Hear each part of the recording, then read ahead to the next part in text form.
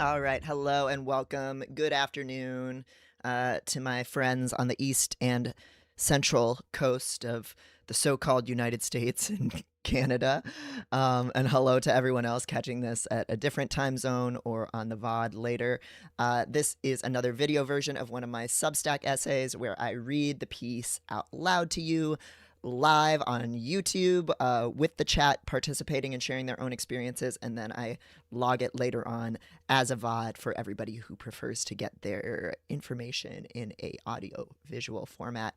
Hello, how's everybody doing? It is a snowy day here in Chicago. I am loving the smell of the snow and the slight sting on my skin. I'm definitely more of a summer sun worshiper type, but what really bugs me is wet cold. And so once you kind of slip into that wintry, dry cold that stings rather than penetrating your bones, I kind of like it. I've also been playing a lot of Pokemon Go lately, so I've been stepping outside for just a brisk hit of cold air to like spin a little Pokestop or catch a little Pokemon or what have you. So I've been getting a little bit more of just like cold exposure, blood pumping kind of stuff. So it's okay. It's been a good time. Um, all right, we're talking today about the ethics and tactics of telling someone in your life that you think they might be autistic. Big question that I get a lot, that comes up for a lot of readers of my stuff. But we're also going to be talking about egg cracking, that lovely experience of helping a trans person, typically, though we can talk about queer people in general, to realize that being queer is an option for them. Uh, you can't ever, as we'll get into a lot today, I think, force someone to take on an identity. You can't ever just free someone from their own like mental and societal prisons. Like, you don't really have that power as an individual, but you can do a lot to counteract all of the social conditioning they're facing that's telling them that they can't be anything other than neurotypical, able-bodied, straight, and cisgender. And just seeing you living your own life is sometimes the most powerful thing, as I think we'll get into quite a lot here. But we'll talk about how to also be a little sneaky and persuasive with it too, because we can take some pointers from the world of persuasion science. Let me get caught up with the chat. I left you with an opening question today. What was your egg cracking moment? So people who are watching this who are primarily coming from the autistic side of things, I know most of us are both autistic and trans, but in case anybody doesn't know, egg cracking is all about getting a trans person to realize that they're trans and to come out of their shell and blossom into a beautiful chicken or butterfly or serpent or whatever you like. And for me, there is a little bit more of a clear egg cracking moment where I had been questioning that I was trans online quite a bit, spending a lot of time on Tumblr. That's always where it fucking starts, is Tumblr. Reading a lot of trans people's experiences on blogs and things like that. And taking an interest particularly in kind of trans feminine experiences, trans effeminate experiences, really like trans masc femboy types, things like that. Getting really interested in all of that. But I was starting to make friends with other trans people online, and I was in a tabletop group that my friend Sarah, a trans woman that I met on Tumblr, was DMing. And it's actually a podcast, so you can hear me right on the verge of like big trans revelations if you're like interested in that. The podcast was called The Wheel in the Way, and it's like an actual play podcast with all trans people, all trans femmes, and then me, classic. And I was playing this Melungeon hillbilly wizard trans guy in like 1920 or like Prohibition era New Orleans, which is very nice. And over the course of role playing that character, I was really exploring my transgender feelings. And Sarah was recommending lots of trans video games to me, like Porpentine's With Those We Love Alive, which I still really love. We Know the Devil, which me and Maddie have played on this channel. And then Casey Plett's, the Imogen Binney's book Nevada, or Nevada. Sorry, which was very good. And then Casey Plett's book, short story collection, A Safe Girl to Love. And I've talked about this before, so I won't belabor the point.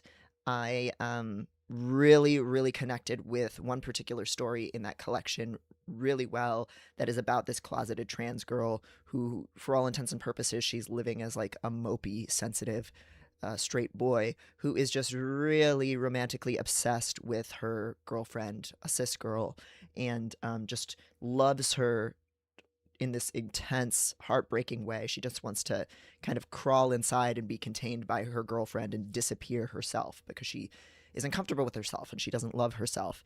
And it has this just beautiful scene of just like considering her girlfriend's body and back and just aching with longing and love for her, but also hating herself so much. And I recognized myself so much in that portrait and the way that I would get connected to romantic partners, like these, in my case, these little sad mopey boys who I desperately wanted to be, and hating myself while loving and obsessing over these people. And that clicked into place for me and made me realize that potentially the kind of intense romantic obsessions that I was often feeling for these artistic, mopey, tiny little sad wet puppy guys that I was always interested in, who were always pretty effeminate and fruity themselves, then maybe I was longing to be something like that myself. And then I thought I'd give that whole testosterone thing a try. And I kind of have become the little like mopey, sad little femboy of my dreams. And that did have some really interesting effects on my self-concept and attraction patterns and all kinds of different things. It's very weird when you have a physical type and then you become that type. And so then your attraction is like kind of free to open up to other things. But that's more of a dysphoria conversation. So that's my egg cracking answer. Let's look at what people have had to say on the chat, because I know the chat has been active since I got on here. Hello, Jonestown Teapot. Hi, ZB, JNKRS. I don't know how to shorten that, but hi, gay. Jonestown Teapot says, literally being on Tumblr and knowing trans women is what got me to come out. Also, hi. Oh no, my evil Tumblr from pre-egg cracking is here. You can just change your YouTube display name if you like. I know some people have had to do that ever since we moved over to hear from Twitch. The Twitch ban is done on Saturday, by the way, so let me know if you prefer me streaming on Twitch or on YouTube. I'm probably going to still just do whatever I want, but I haven't decided what I want. Literally being on Tumblr and knowing trans women. That's basically what the pathway was for me. It has always been predominantly trans women and then like trans effeminate gender fucky pervert fucked up trans masks that have been there for me. I mean, pervert fucked up on both sides of that identity slash there, but I'm just talking to a lot of kind of fagotized people and seeing their different modes of like gender expression and experiences, and consuming, for me, trans feminine narratives were just easier to relate to, for I think reasons that make increasingly more sense now that I'm on my whole like detransition gender fucky it's journey, that like that moving towards like any kind of like cis masculinity was not the move, but being what I was assigned wasn't right either. And there were just so many trans women who were so generous with their time and care with me, and that was real, and included me in things and validated me as part of the community from as early on as I wanted to be. I remember Sarah, who I just mentioned, my tabletop gaming DM, early into me thinking I was non-binary or something, kind of noodling around with it, she said to me something like, "Oh, it's kind of ironic because if you had been assigned male at birth, it seems like you would be more trans. But you're trans, but you just happen to be located in this presentation where you don't necessarily have to do as much. But it's kind of a almost quasi like trans feminine positionality, or not positionality, but like I don't know." Where I was going for. And that has ended up being kind of true. in a lot of ways, especially now that I have transitioned, and there are things about that whole estrogen thing that I really ended up wanting and liking. Hello, Rune. Good to see you. Very excited to see you at Fur Fest. I was just when we were chatting earlier today, I was thinking about your just amazing dancing and how like sick that's gonna look to see you like if hopefully I'm sure you're planning on probably doing a little spinning, a little dancing at like some of the Fur Fest raves in your awesome fucking dragon fits. Like fucking it's gonna be such a sleigh. I'm so excited for Fur Fest and all the latex and fursuit I'm gonna do. Mm, mm. Best thing about December. Male Valence says, I think just generally being in community with other queer people, especially online, was the big cracking for them. Yeah, it's usually not a single moment, right? It's an ongoing process of conversation, and slowly absorbing the idea that you can be who you are or who you want to be, or put aside identity. You can do whatever the fuck it is you want to do, which I think is often a more useful question. Jonestown said, to be fair, I was kind of evil. I needed to chill. Who else was evil before they transitioned? I've heard Chicago Janiza on Tumblr talk about their evil cisgender version of themselves, who would be more like just like cisgender woman beauty standards, assimilating and like more masked and things like that.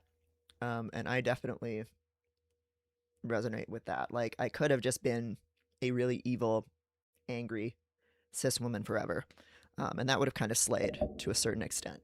It would have been a nice, a cunty story, but a kind of a miserable reality. 10 o'clock scholar, hello, says, for me, it was just the cumulative exhaustion that did it. That and realizing that being 100% certain about transition was an unreasonable demand. Yes. And maybe we can talk about this on my next stream about stopping testosterone. I was reading a lot of detransition blogs, like TERF detransition blogs, because I wanted to argue with them in my head. I thought that if I could make up a perfect case for why I was definitely transitioning for acceptable reasons, that I had carefully considered the weight of my choice, that I was absolutely certain, that I was prepared for every possible eventuality that could happen, then they couldn't say that I was just some confused autistic girl who was too lonely and too much online and just decided to transition because I was impressionable and autistic or trying to escape sexism and all these things. And that's an impossible standard.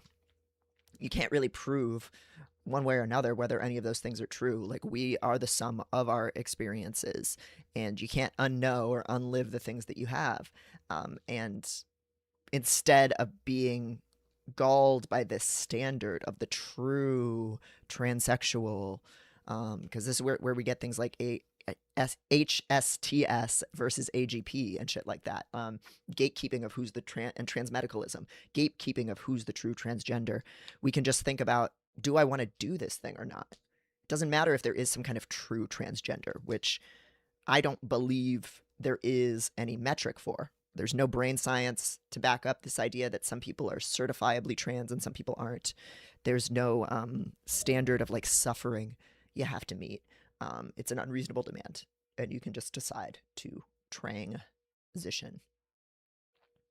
Male Valence said, someone inviting me to a queer online space that was open, saying stuff like there's no queer police or demand to see a badge. Yeah, I think it really is important to be inclusive if our goal is to build a space for questioning and closeted people to come out. Not every space has to be that, but we need those spaces desperately. And I think people who have not had the chance yet to build queer community or conceive of themselves as getting to be queer are some of the most vulnerable among us. And when we talk only about privilege and visibility shit, like, that can kind of elide that fact that certainly for me, the most dangerous time was when I was still a stranger to myself. Like, facing physical violence for being visibly transgender is obviously like a very real experience, but a lot of us have our lives are demonstrable proof of the fact that we would prefer to face that than to live in that state of not knowing. And so I think we have to be really welcoming towards the questioning and the closeted as much as possible, and not gatekeep that stuff, or at least have spaces where we're not gatekeeping that stuff. And most queer spaces, of course, don't actually do it anyway. Like online discourse is so much like tilting at windmills. Like when you go out into actual queer spaces, people aren't looking for badges anyway. Like all this fighting and discourse online is mostly something that people do to take a load off, to let off some steam and entertain themselves. And when you're in an actual queer space, like I've never seen someone say like, prove to me you're gay or you're trans or you can't be here. Jonestown says, the hold music is so appropriate for my mental state as I am on my lunch break at work. Yes, Tale of Tales, Endless Forest, a beautiful, chaotic deer game. Mavalent says, Dan Savage saying you can identify however you want, regardless of attraction, might have delayed my coming out. Many such cases. Dan Savage, the man that you are, man, derogatory. I got a lot of positive things out of reading Dan Savage because that's what it was available at the time. But I also got the idea of you have to be good giving in game. You know, you have to try these things that you don't want to do.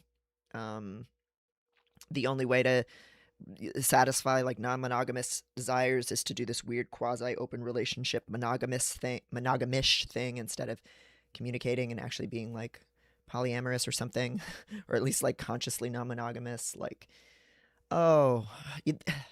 these days I'm not as angry with him as I used to be because now I understand a little bit hitting the limitations of what you are capable of as a human when you're put on a pedestal.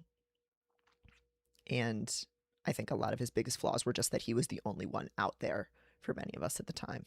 But he is in me, for better and for worse.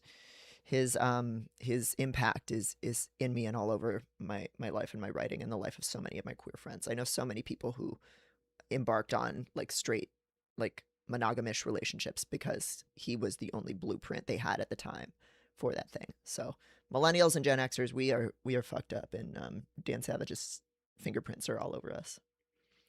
Round yourself down to straight even if you are attracted to women sometimes. Yeah, he does not understand the bisexual experience or the trans experience. He doesn't really understand experiences different from his own, and he's a personality, and that is his only claim to expertise as an advice columnist. Like, he started his advice column with The Stranger in the early 90s because his friends were starting a magazine, and he told them you can't have a free alternative newspaper without having an advice column, and they just asked him to do it.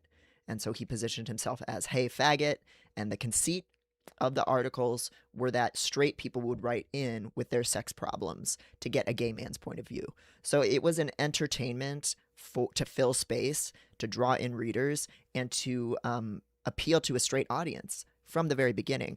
And I almost these days don't fault him for the fact that it became something so different, that it became many queer people's sole sex education because there was no alternative in our schools and things like that. But he's an entertainer. He's a commentator. He's like moderate liberal Rush Limbaugh of sex at the end of the day. And he does follow me on Instagram, and he has looked at my story posts sometimes. So, you know, if you want me on the podcast, Dan, I will do it. And I'll be mean to you for some things you've done, but perfectly charming. ZBJNKRS says, I'm on a very tricky level of Luigi's Mansion. Sick. Hey, Seb, welcome here. I'm glad to see ya. I know the streaming times usually haven't worked out for you, so it's really, really awesome to see you here, Seb. Years of Tumblr, and our friendship was definitely parts of it for me. That's awesome. I remember that when you were like thinking about being non-binary, and you were still working at the grocery store, and we were talking about it a lot, and how that was. I remember you saying something about how it just really brought a lot of positivity to your day in those early days, just like being able to think about like trans and non-binary stuff, just like while you're at work or while you're going through the day. And it's just like it was just like a pleasant thing to get to think about and try to figure out. And I remember those days. Oh, it's Artistic Bum. Okay, hello, Artistic Bum. I'll try to remember that ZB Jinx Drinks is Artistic Bum. Hello, hello. Phoenix Rise 23, welcome, says, I had multiple people tell me I'm trans without me knowing or realizing it, which makes me wonder and question, how did I not know? How could others see my transness but not myself? Um, we do a lot to hide it, and I think we have a lot of ideas about what it looks like that are not accurate. I know I took the media depictions really, really seriously and literally. I really thought when I was young that trans meant you would look in the mirror and you would see different body parts than what you actually had, that you would like think that you were supposed to have, like really feel in your body that you were supposed to have like broader shoulders and pectoral muscles, and be confused and disturbed in a very like clear way when you looked in the mirror and saw that that wasn't the case. And I thought to myself like, oh, I know what I look like, and I like some of it. I'm aware of it. And I hate some of it, and I hate myself for some reason, but that doesn't seem like the stereotype of what transness is. I don't feel like I'm trapped in the wrong body, you know. So when that was the narrative, that's what I thought it was. And the same thing, of course, is true of autism, and have written about that ad nauseum. I thought autism was this very visible thing, and the signifiers of what it looked like were a really narrow range of things. And so, and even when I met other trans people, especially, I still thought, well, I don't need to do all that. Like, how unfortunate that some people have to deal with all this hard stuff and all this oppression and everything. Like, it's so cool what they're doing, but oh my God, thank goodness I don't have to. But also feeling like I didn't get to, you know. Um, and you want sometimes this definitive proof. That's why we have all of those like, am I a lesbian quiz? Am I trans quiz? Am I autistic quiz? Fucking rads are. All that stuff is searching for some definitive answer to the question of how to understand yourself. And there is no external, objective answer to that stuff. There's just what works for you, you know? Hey, Maddie, welcome. Howdy, howdy. As I've said a few times on streams, it was MDMA for me. Hello. Yes. Check back some of the Time Theft Today streams to hear Maddie's story of realizing she was a girl using MDMA. I have some MDMA in my closet right now. Maybe I'll save it for FurFest. I want very much to use it, but I want it to be in the right space. So I think FurFest in a couple weeks, maybe I'll roll. I really want. I'm very envious of that story, Maddie. I really want a high to fix me. I keep asking for some great revelation, but it never happens yet. But I haven't tried acid and I haven't tried MDMA, and I really want to. So let's hope. Seb says, "What happened with the Twitch ban?" I was doing a presentation on how to shoplift, and of course that is against policy. And so, as I frankly expected, I got owned for that. So they put me on a 1 month ban. So that's done on the 15th. So we'll see what we do here. I'm honestly torn. There's such advantages to each one. Like Twitch, I like that I can raid people and send people over and participate in that community. I like some of the mutuals I have on there. I like that when you embed a Twitch link on Tumblr, it auto plays so people can watch the stream from Tumblr. I love that. I think YouTube appeals to normies. It's easier to just move the stream over as a video without having to edit it or download it. It works pretty seamlessly. I think the interface is better. It's easier to find the VOD for people. I don't know. I'm torn. We'll see. We'll see. Um, Yeah, it was a trans woman who welcomed me into the queer community as well, which is what caused me to self-identify as bi. Yeah, I've it's always been in my life lesbians and trans women who have been the most actively, and obviously that's a hugely overlapping group, who have been uh, the most encouraging toward me and actively encouraging to me, in including me in the community and helping me come into myself. It's just that kind of that feminized labor that like gets taken for granted, and all of that community building labor that people far too often undervalue or speak over. But yeah, that has always been it. That has always been the people that have been the most welcoming to me. Rune says, I'd love to bring a prop. Got to figure out the best way. Yeah. For spinning. I know, yeah, I keep meaning to get some of those like light up poi balls. I really want to learn how to use the light up poi balls for like dancing at raves and Fur Fest and stuff, especially Fur Fest because it's in this huge ballroom.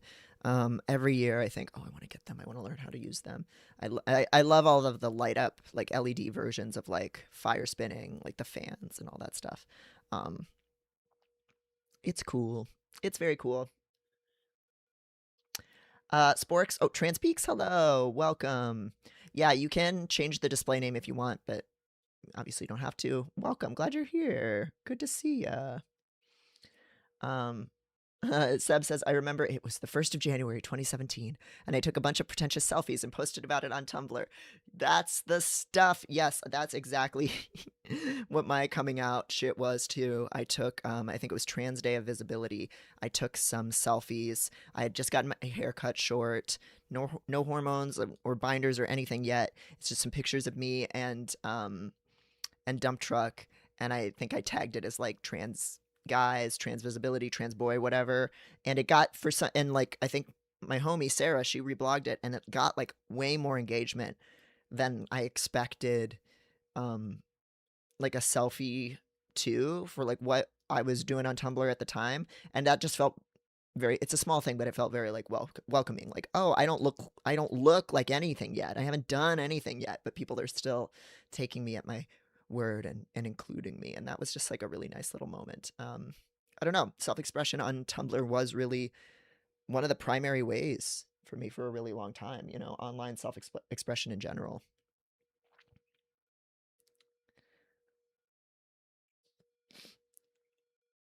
Hello, CCHJ Productions. Always learn something new from your content. Thanks.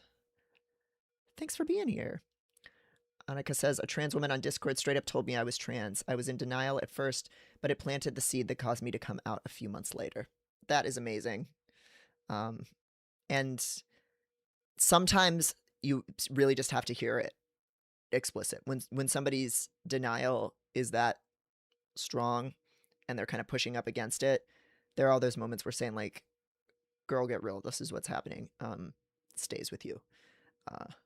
So we'll get into the whens and wheres of that kind of stuff and people's feelings about that.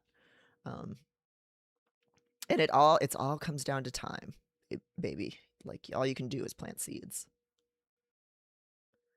Andriak said, I would never have started transition if I had to be 100% certain.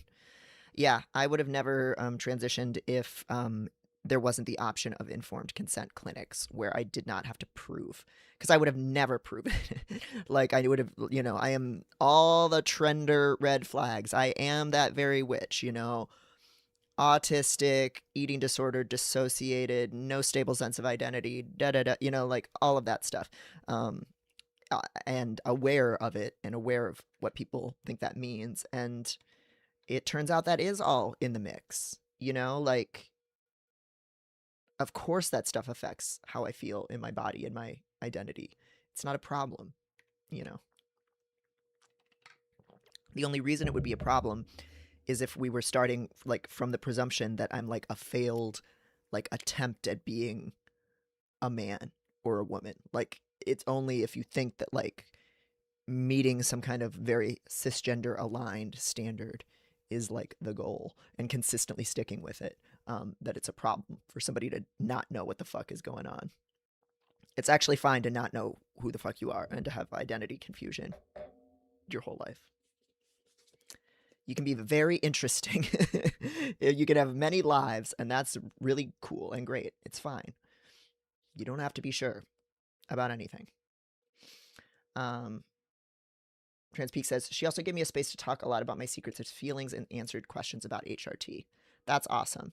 So it sounds like you were ready for certain things, like you were in denial about it for yourself, but you really wanted to know and needed a safe place to explore that stuff. And that definitely comes up in the piece. Like having a safe place to talk about your feelings and ask questions is so imperative. Transsexual France Fanon. That's a great username. Said Dan Savage, my op for real. Oh yes, it's on site. I know I just begged him to have me on his podcast, but drop your location on Bainbridge Island, Dan. I'm coming for you. Oh, just spilled coffee on myself. Yeah, Dan he's the whetstone that I sharpen myself against, you know? I love him, I hate him. He's me. He's he's my brother, he's my dad. I'm like I'm gonna kill him, like it's I left voicemail feedback on his podcast like every single week for months because he was constantly making me angry. And now a lot of what I do in my writing is to try and be better than him. So I have to thank him. Like I am aspiring to his gig in a lot of ways. I'm very influenced by him. And his attitude too, like that very like grumpy, sardonic Gen X personality had a really strong influence on me.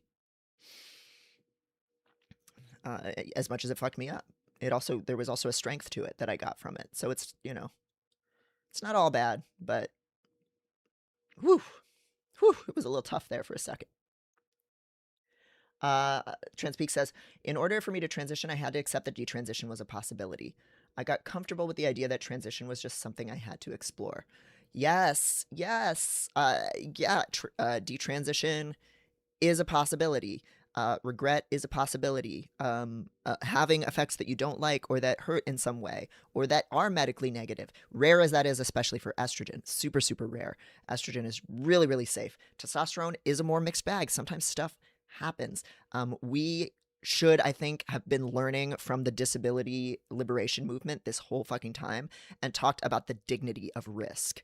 I think as a political movement, we really ceded too much to the worst case scenarios and the framing of our enemies by saying, it's transitioning is always safe. Nobody ever regrets it. Like everybody immediately feels better once they do it. That was a argument that was pushing up against the idea that doing anything wrong, somebody ever having a negative outcome is the worst thing ever. And we should have just said, well, like, so what if there is sometimes a bad outcome? People get married and regret it. People get tattoos and regret it. Are we going to ban people from having that dignity of risk or what? But instead, I think we went a little bit more rhetorically in terms of this idea that transness was biologically verified and that there are true kinds of trans people. That if you can prove that somebody needs it badly enough, then they get to transition and it's an identity rather than a series of behaviors that are available to anyone. And that, detransition is not like the end of the world. Lots of people do it. Some people, it's a terrible period of their life. Some people, it's a choice. And a lot of people, it's something way more complicated than regret or I am this, I'm not this. Videnis says a mushroom trip and then accepting I wouldn't ever know for sure and that the only way I'd know was to try. And boy, once I tried, it was amazing. Yes. Yeah. There's no way to know for sure. There is no knowing for sure. And that has been a major gift of aging and life experience for me is getting more comfortable with the idea that I'm never really going to know for the long haul, like what I feel about something. It's a ride. Some people do. And it's just this difference between this discordance of experience between people who they transition and they instantly feel better and right. And it's aside from the oppression, which is a significant part, like they know that that's where they want to be and they're willing to fight for it. And I do kind of sometimes envy that clarity, even though a lot of times people who have that clarity, it's really, really hard won, and it's a really, really tough life. Jay Devin says, Dan Savage feels like the evil opposite of religious purity culture. And I don't think he's actually evil, you know? Like, I think aside from, okay, I'll take that back. He's very much pro United States colonialism, so that's evil. Like, he was very pro war in Iraq. So, in that sense, he's evil.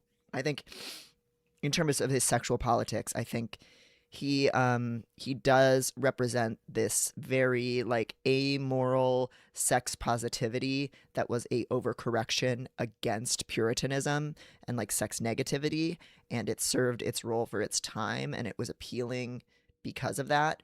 But it's a dialectic, baby, and we can do better, and we can continue to fight. And I'd really love to be on his podcast to talk about sex neutrality. I really would. I think it would be really cool. I think he wouldn't like it. You know, like I think he has a very limited view of what sex is in his mind because he believes in sex exceptionalism. Like he thinks sex is this exceptional, good thing for the most part. But that it also has unique power to harm. And so somebody coming in and saying sex can be anything and sex isn't a big deal, that would really freak out his very non-asexual cis gay mind. And I think it would be a really good podcast episode. I want to be frenemies with him. So putting that into the universe. Male Valence says, what I needed to hear was being gay is cool and hot and more people should be gay.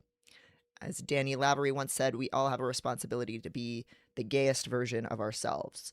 And what your gayest version is might be different from what, my gayest version is. But all we can do is just be as gay as we can be. Even if you're straight, be as gay as you can be.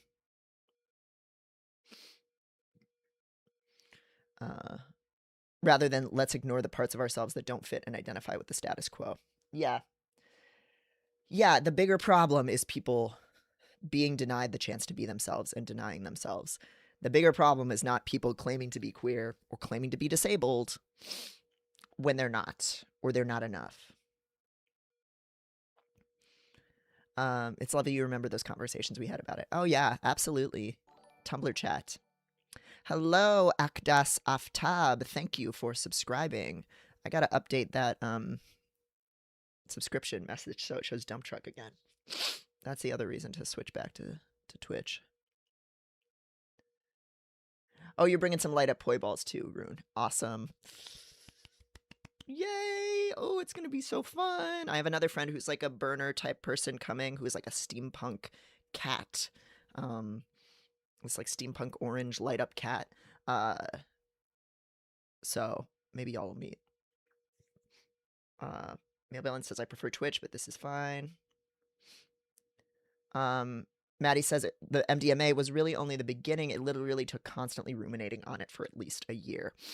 Yeah. After I had my Casey Platt Safe Girl to Love moment, it's not like I started tea right then. I still had a couple of months of just like, I remember what I was listening to. I was listening to a lot of Gary Newman's Berserker album, which is just like very industrial and like triumphant and nerdy, and he's very autistic and weird. And I was just walking around in the snow, listening over and over again to Berserker and thinking about, should I do it? Should I not? And I was also listening to the Shins' Phantom Limb, which is a song about like a lesbian couple, but the implied phantom limb is like a missing penis, so you could read it as like a trans narrative too, but it's about being closeted and doing things together on the weekend, but then pretending to not know each other at school. I'm sure many of you, excuse me, many of my millennials will remember that song. I was really interested listening to a lot of music about like hiding in public and choosing whether or not to kind of take off your mask. And then the floodgates finally opened around my around my birthday of 2018. Male Valence says if we stay here on YouTube, we can turn more normies into freaks. That's the idea. Wildheart Hermit says, would it be too much to dual stream to both? Well, technically no, but we would have to choose which chat to have. which link for me to post and which chat to use, because otherwise I'm going to just confuse people with both. So I could technically double stream and probably get away with it, and technologically probably figure it out, but I would need to have one chat. That was the one that got focused on in both. So that could be a little confusing. Jay Devon says, my final straw was Daniel Lavery coming out and the Mary Spinster. Hell yes. Yeah, Danny Lavery. I got in right before Danny Lavery in terms of generations of trans internet people transitioning. And my piece about Dan Savage and the time I got breakfast with Dan Savage was on Danny Lavery's website, The Toast, back in the day, before either of us transitioned. So, getting pancakes with Dan Savage, that was the piece about a true encounter I had with the very man in high school when he was my hero. And says, I'll bring my fancy stick LEDs for you if you want to try them. Yes, I would love a demo. I want to get into more like movement stuff. I'm in general like contact improv or like ballet lessons or spinning, because more like subtle movements seems to be good for hypermobility. I'm very jerky moving, and I just want to get more at home in my body and things like that and work my shit out, especially as it's too cold to like run now. A trans Closet Demon says, meow, hi. Thanks for giving me the motivation to get out of bed to watch this. Welcome. Glad I could help there. Welcome out of bed.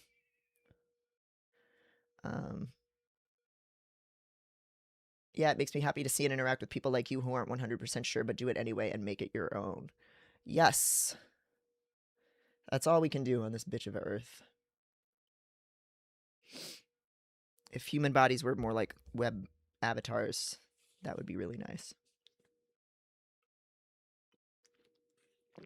Closet Demon says, my final straw for coming out as queer was that there was some person in a club that I was in that was a lesbian, and I wanted to be like me too so badly.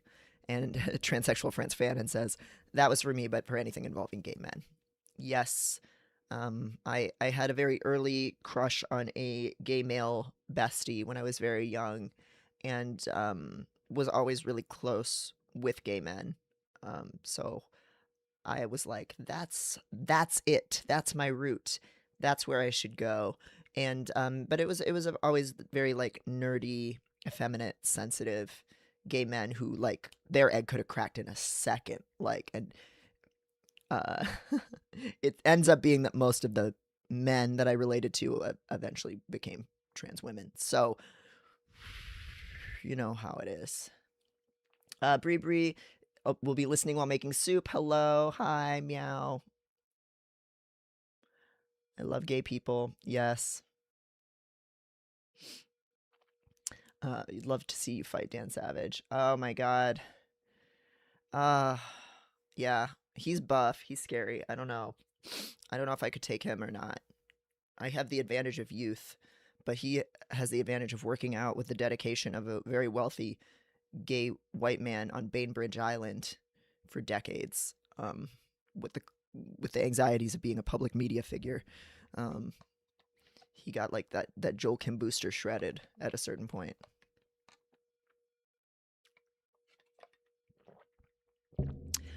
Seb says, if I didn't die from heat wearing just a t-shirt, then fursuits do sound like fun. Fursuits are fun. It's a great blessing that here Midwest Fur Fest is in December, where it's nice and cold, because that shit does get a little tough otherwise. Ooh, I'm so excited. I'm so excited to wear my fursuit and my latex and my deer hood and my gas mask, and to just like get to be around people as that. It's the most comfortable environment of the year for me by far. Like, I wish life was just like that. Just socially, how people interact too. Melvalen says, I would be so happy if the gay man I have a crush on turned out to be a woman. Oh, yes. Yes, yes, yes. With the power of bisexuality, anything is possible. Anything can happen. And the power of transgender too. All right, and that same fucking gay man, that I had an early uh teenage crush on. When I came out as trans, he kept kind of interrogating me, but that was just his way of communicating. Like, we were on the debate team together, so we were very blunt with each other. He kept interrogating me about how I knew, why I was using certain labels, like agender at the time, and like what was the point of that label, and like, and he basically said something like, well, if these feelings you're describing are trans, then that means I'm trans. And it was like, well, yeah, sure, yes, yes, you're very transgender, dog. um and as we will get into today, I think that's a very common thing to hear from relatives when you think they might be autistic and you're trying to tell them to consider that an option. That, oh, you can't be autistic. Everybody feels that way. Reaction from a parent who is very, very autistic is so common. Closet Demon says egg. Yeah, it was very much that branching path, gay, in your 30s, or your 30s are approaching. Are you gonna crawl up Twink Death Mountain and start going to the gym, or are you gonna estrogenize and become a girl, um, the girl that you always were? Because he was very part of why he was uncomfortable with me transitioning was because I was in his mind as a like strong woman, and he was very, very attached to his divas, to his strong women. He had um, figures like Hillary Clinton that were like his mother goddess diva, like powerful women, powerful gender nonconforming women who were bold and outspoken and communicated very assertively, and were very career oriented and intelligent. And like, he loved his divas. Lady Gaga was another one of his divas. He loved her strong, freakish, combative, fashionable personality. And I was, I was one of his, maybe not one of his divas because I didn't have that kind of glam, but like, I think he was kind of attached to the idea of me as one of his strong women. So when I was like, actually, I'm not going to do that, uh, he was like, but you can just be a gender nonconforming woman. Why not? So he wanted to Pokemon Go to the polls.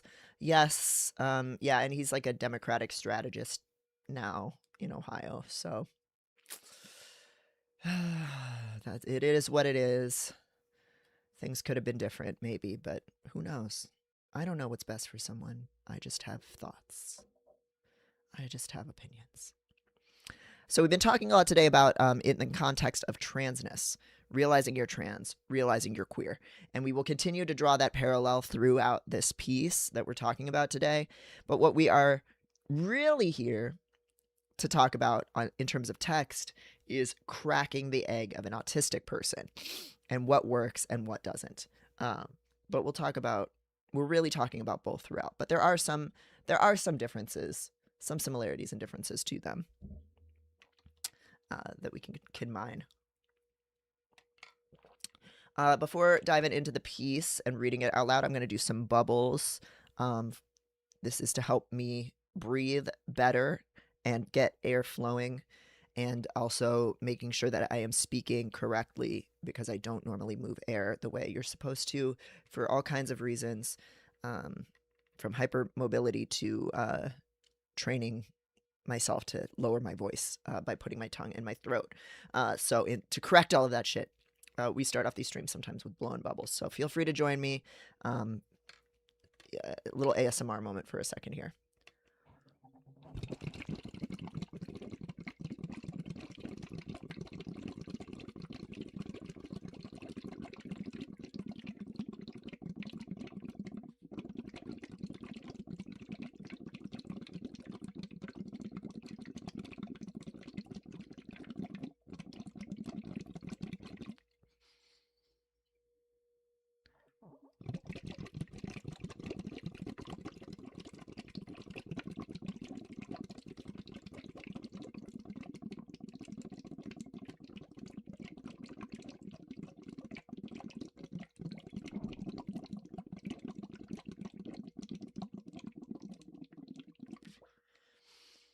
And one more.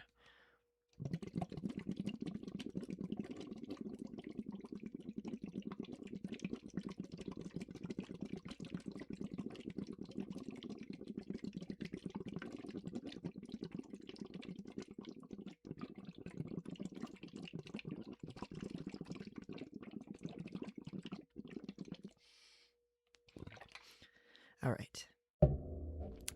Thank you for enduring that. Lua says, "Hi, first time catching the stream live. Yay! I love blowing bubbles. Yes. And for my singing lessons, I'm supposed to also do like notes, like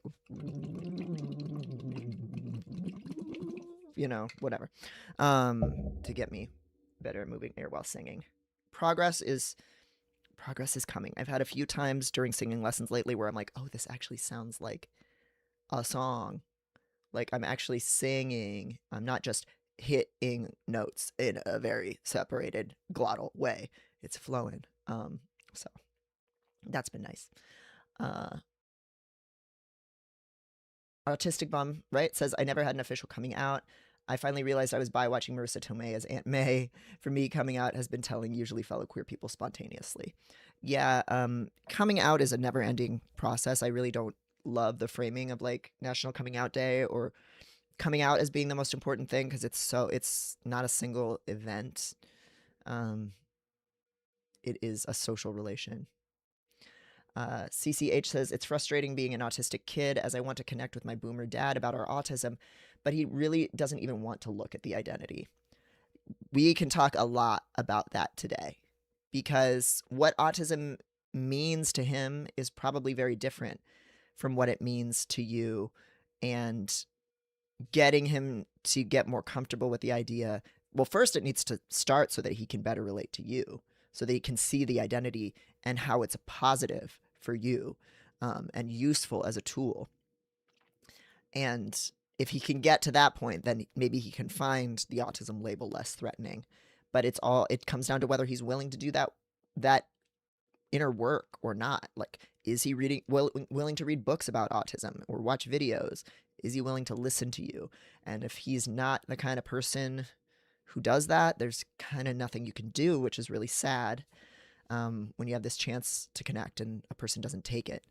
But that's often what it requires. Transpeak says, Devin, your hair looks really cute. Thank you. The last few weeks is the happiest with my hair I've ever been in my life. It's got these little curlies. I got like long kind of mullety vibes going. I have not cut it at all, so it's all the same length. And I actually really fucking like it. I'm really close to Fugtrup Dark Link hair. That is my goal, is Fugtrup's version of Dark Link. That is what I want to manifest for myself. And then I'm going to start wearing like dark lipstick again. I would put an image on the screen of Fugtrup Dark Link, but I would immediately get banned because it's all porn. But it's like kind of a Karen haircut. Hold on. I'm going to make a crop of it and show you. It's kind of like a fucking Karen haircut, but it's on a boy. And I don't know, it just slays. So I'm going to save as PNG, Fugtrup censored.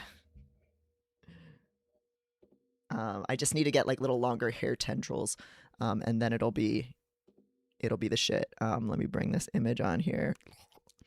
Create new image. Okay, browse, downloads. Oh, that's huge. Very large image. But this is the vision right here. Fugtrup Link. That's where we're going. I mean, I'll be there. I'm like practically there. And I love the lipstick and the little collar. I'm just Fugtrup Dark Link, period. Like, so yeah, we love it. How do I delete this? Remove. Yes. So yeah, thank you. My hair growing journey has been very fun, and my hair's darker than it ever has been before. It's more curly, and I think those are all testosterone things. Slay. Lost generation dad is never going to identify as autistic. Yep. Sarah, Kiora, welcome. Good to see you. Thanks for popping in, my friend. Closet Demon says, my dad keeps going back and forth about being autistic as if he's not the reason I am. Yeah. Some people, it's the like, well, I functioned this much so far in life, so I can't really be. Like, those are people who really love, like, on the spectrum as a term, which I know a lot of people find it offensive, but I really don't mind on the spectrum. I feel like it has a lot of accuracy and utility. I feel like talking about queer identities as being on spectrums is very useful to me. Like I feel like I am in some ways less trans than somebody who like has very clear like dysphoria and then a very clear remedy to it. They know what they're about and who they are. Like I don't know. Like I think for some people talking about things being on spectrums is kind of helpful, but that's me. Subsets coming out was a big thing early on for me, and my sister couldn't understand not telling my parents, but it became a lot more comfortable just deciding with and how much I wanted to come out. Yeah. Prince Fanon says, I got my mom to accept her autism. Now she's looking at reading stuff to help. That's so nice. That's wonderful. Lua says, your earring with a key is so cool. Yep, it is from Vitali, which makes a lot of like kind of gender neutral. All jewelry is gender neutral, but whatever. Gender neutral industrial jewelry. It's a oil slick key. People always ask me what it's the key for. It's not a key for anything. I got it years ago. I've always liked keys, um, and oil slick shit. So that's actually all it is. Maeve Ellen says, "Do you style it at all?" If I cut it that short, it would just stick up everywhere. Well, the first thing to know is when you first cut your hair. Sorry, you probably already know this, but your hair goes into shock. When you have long hair and then you cut it, it's losing a lot of weight, and the ends are gonna generally kind of spike up because it's in shock. So your hair has to adjust to a big cut, and so that's part of why it really stands up tall at first. For me, styling wise, I just wear a bandana to bed. And that usually gives me a little bit more shine and luster too. I've learned a lot of this stuff from having partners who have textured hair, coil hair textures, like non-white people with like more woolly hair textures, and like learning a lot about like silk pillowcases and like curly girl method and stuff like that. Even though my hair is straight, wear a damn bonnet. Like I mean that really worked for me. A bandana like helps just push because I want the hair not covering the ears. I want it to kind of swoop back, and so I just do that with the bandana and like sleep in it, and that helps. And that's kind of it. I don't shampoo. I've been a no poo girly for many years. I like shampoo at once, at most like every couple of months, or like if there's dandruff or something. But I really don't shampoo. I condition a little bit as needed, and like use conditioner to wash my hair. And I don't actually brush that much either. Like I'm very like just set it and forget it. So I did get this one gel, this Paul Mitchell soft hold gel, for slicking it back. So if this hair isn't really acting right, I'll dampen it and then push it back and comb it, and it does a pretty good job. I want to do a fully slicked back look soon when it gets longer, kind of Lady Gaga in the art pop video where she's like the centaur person, that kind of like slicked back wet look, bob. But yeah, mostly I don't style it. I thought the key might have been a kink thing. People are always asking that. Even at work, people are like, what is it a key for? And it's like, wouldn't you want to know? I finally did decide to switch it to the right side, since that's like the sub flagging side, just for clarity's sake, but it doesn't actually mean anything. Like if you want to think of it as like a self-collaring, I can set myself free at any time kind of fucking thing, you can kind of think of it like that, but it's not really. I just like I like keys. I like I have for a long time had this intrusive thought of like for some reason like putting a key in my rectum and turning it, and that's somehow opening something like spiritually. I don't know. Or like keys in bodies, like I don't know. There's something about keys. I like the keys are like kind of delicate but also phallic. Like keys have always felt very like magical to me. um reading like The Secret Garden too young and things like that, like books for kids that come with like small little old keys. I've always had lots of key jewelry. I just actually just like keys as a symbol of like delicate freedom or whatever. um that's actually all it means. Spectrum isn't less or more. It's got so much use for different ways queerness can manifest. um my mom used to say add every day when I would do something strange when I was young. But as ADD. But as a young adult, when I neutrally suggested the possibility she may be neurodivergent, she crashes out. Yes. Yep. Many such cases indeed. Um, France Fanet says, I never really heard anyone talk about T changing hair texture until I and other black trans guys share about it. Oh, I would love to hear what your experience was. Did your hair get more tightly coiled or more loosely coiled? Because I've just mostly heard hair texture change coming from people with straight hair whose hair became curlier. That's mostly just what I've encountered, and people saying their hair got darker, which is fun. Um, yeah, I really like it. I always wanted darker hair when I was younger, but I didn't want to dye it because I just if you get the wrong like tone of hair dye, like it can look not not great, and like I don't know, a lot of things don't go with my like undertone for my skin. So it's really I really am so happy that my hair is darker. I'm really so happy that it has a little bit of movement to it. I've always wanted that. So yay, testosterone doing that. Conditioner only plus silk bonnet will save your life. It's true. It makes such a difference. My hair used to be so frizzy and dry, and that stripped some of the color out of it too. That's part of why it was lighter, I think, was because I was shampooing like every day. It was horrible. And I really hated my hair when it was like that. And for many years now, I've been a no poo girly, and weaned off of it. And now I am obsessive about keeping that moisture in and protective. Just protective strategies for hair, whether that's a silk pillowcase or a bandana or a bonnet. It makes such a difference. And then you're like looking good for whenever you want to have a particular style going on. And I don't use any heat either. As it gets longer, I might have to actually get a hair dryer. I know Maddie told me I should have a hair dryer in my house. So, but I never, I use cold water only when I do wash. I wash it very limitedly, all that stuff. Seb says silk pillowcase is one of my best purchases. Much nicer for keeping your head cool at night, too. I've considered stopping shampoo, but my hair feels awful if I don't shampoo and condition regularly. Oh, and you have such beautiful long hair, Seb, too. Like, it looks very luminous a lot of times in your pictures. When you stop shampoo, this is the same thing is true for like skincare stuff. Like most of us, if we've been using the products daily that we've been told we have to use, our body is getting dried out all the time. And so then it's overcompensating by producing more oil, which can cause acne, oily hair, limp, lifeless hair, whatever.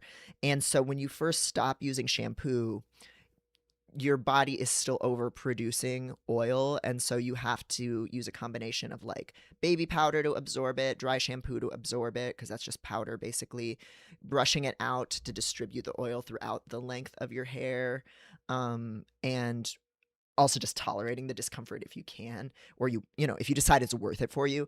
And then eventually after like a month or two, sometimes faster, your scalp stops producing as much oil and it regulates. And the same thing is true for a lot of skin stuff. I'm a big fan of Jessica DeFino's Substack, The Unpublishable. That's all about how we don't need the thousands of skincare products that like fashion magazines and influencers tell us that we need. Most people are stripping all of the nutrients from their skin by washing too much, and then they have to put it all back on. Or they're not getting the nutrients they need for their skin because they're not fucking eating, and then they think they have to put like some vitamin E cream on their face. So I'm a big believer in you need fewer hair products, you need fewer skin products, for the most part.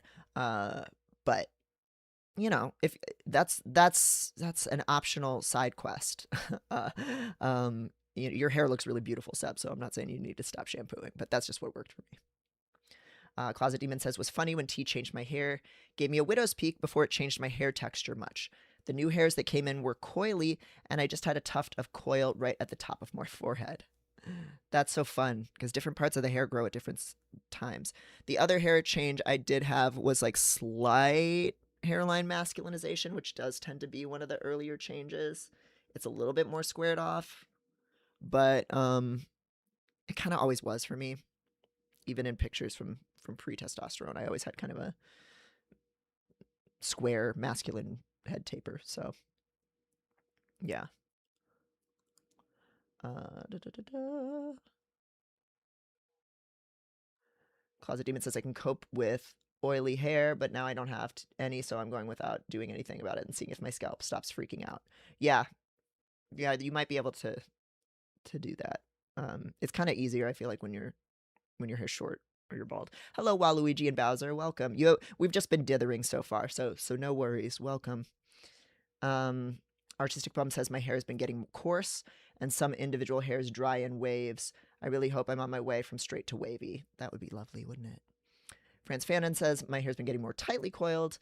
I have a heterogeneous curl pattern, but all of my hair got more coarse and coiled. Even body hair. That's really cool.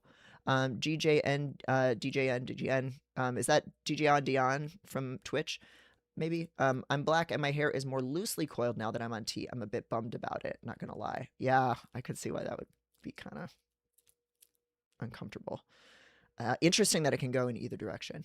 I would have thought more coiled just because I know people that have gone from straight to curly, but I guess it can be all kinds of things. And this stuff happens on pregnancy too for a lot of people. So like hormonal changes change hair proteins and texture. DJ on Dion, yes, it's me. Yes, context clues. I got it.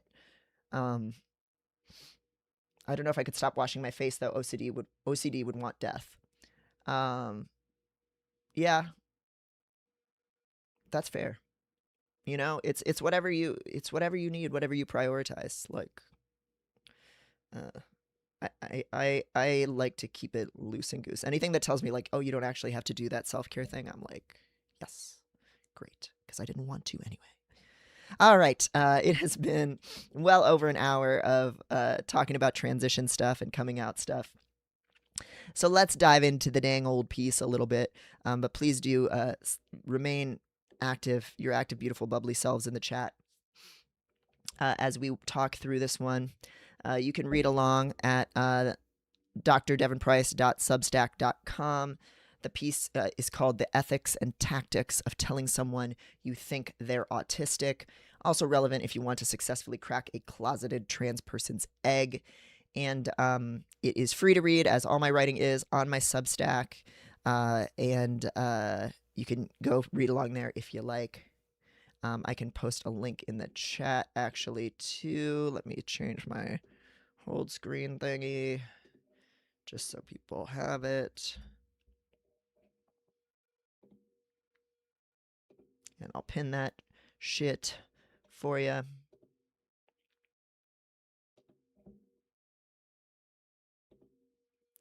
Is my screen share not working all of a sudden?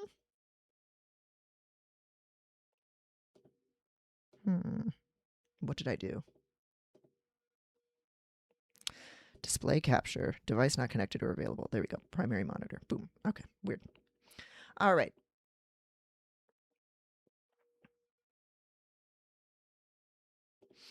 This piece I published last week.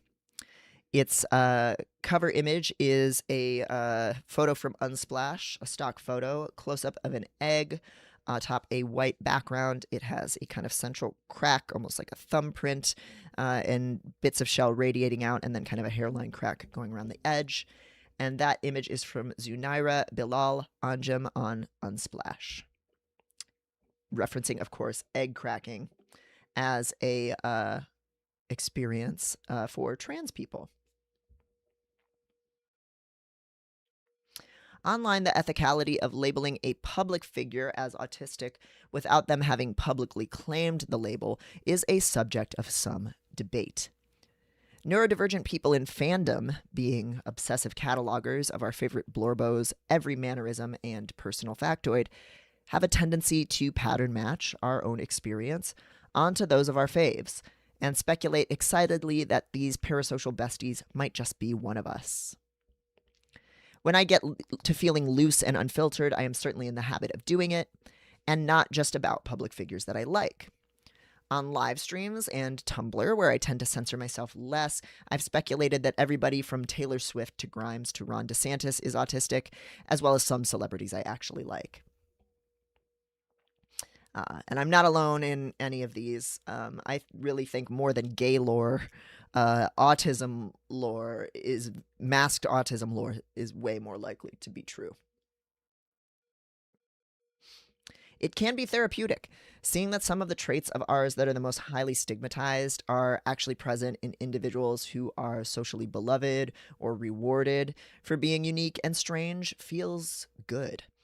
Representation helps to normalize difference and expand the realm of what is considered possible.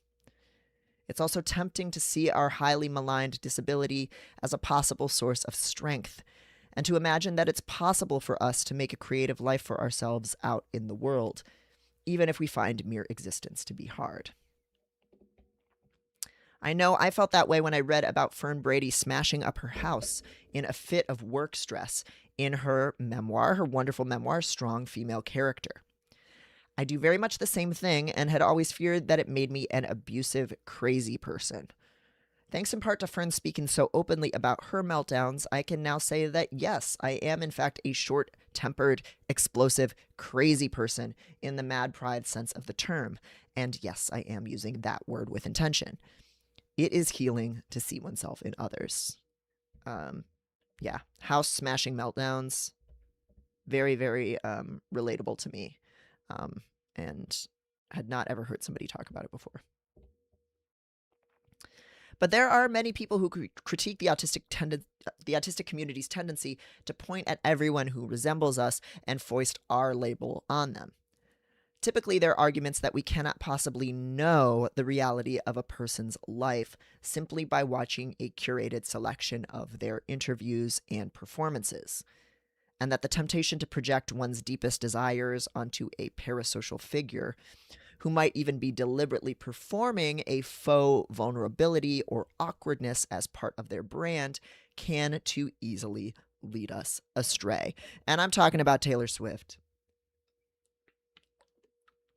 She writes a lot of songs about feeling like an outsider, feeling like the uncool girl at high school, and mirroring other people and imitating other people in order to make them like her because she grew up not being liked. And that all sounds very much like a masked autistic experience, an evil autistic masking manipulator experience that I definitely relate to. And I find it one of the most interesting things about her. But as wonderful autistic trans YouTuber Alexander Avila talks about in his video on Taylor Swift, these are choices she is making about how to present herself. That she comes from a cultural milieu where young millennial women entering their careers at the same time that she was were trying to be disarming and adorkable. And that was how they resolved the contradictions, to use a Trillbillies phrase, resolved the contradictions of entering into adulthood at a moment in time where it was very difficult to succeed, and sincerity of desire and ambition was kind of increasingly seen as embarrassing. That we weren't allowed to strive anymore, but we millennials had been trained to strive for excellence, but to always be self-effacing and act like we weren't trying or that we weren't really succeeding. And we kind of see the echoes of that now in Zoomers, who are also culturally often pretty afraid of sincerity, like in mainstream culture norms that a lot of Zoomers absorb. It's like you can't sincerely want anything. But before that kind of performed disaffection, there was the millennial performative, awkward, adorkable, oh, I'm so cute and lovable, but I'm not really trying, but oh, I'm just failing upward kind of thing. That was very useful, especially for white women, to attach to themselves, because then they don't seem too aggressive. They're not threatening to men. It helps to hide some of their privilege. It meets a lot of different needs all at once. It kind of allows you to aspire to something, but then if you fail, you can kind of just laugh it off.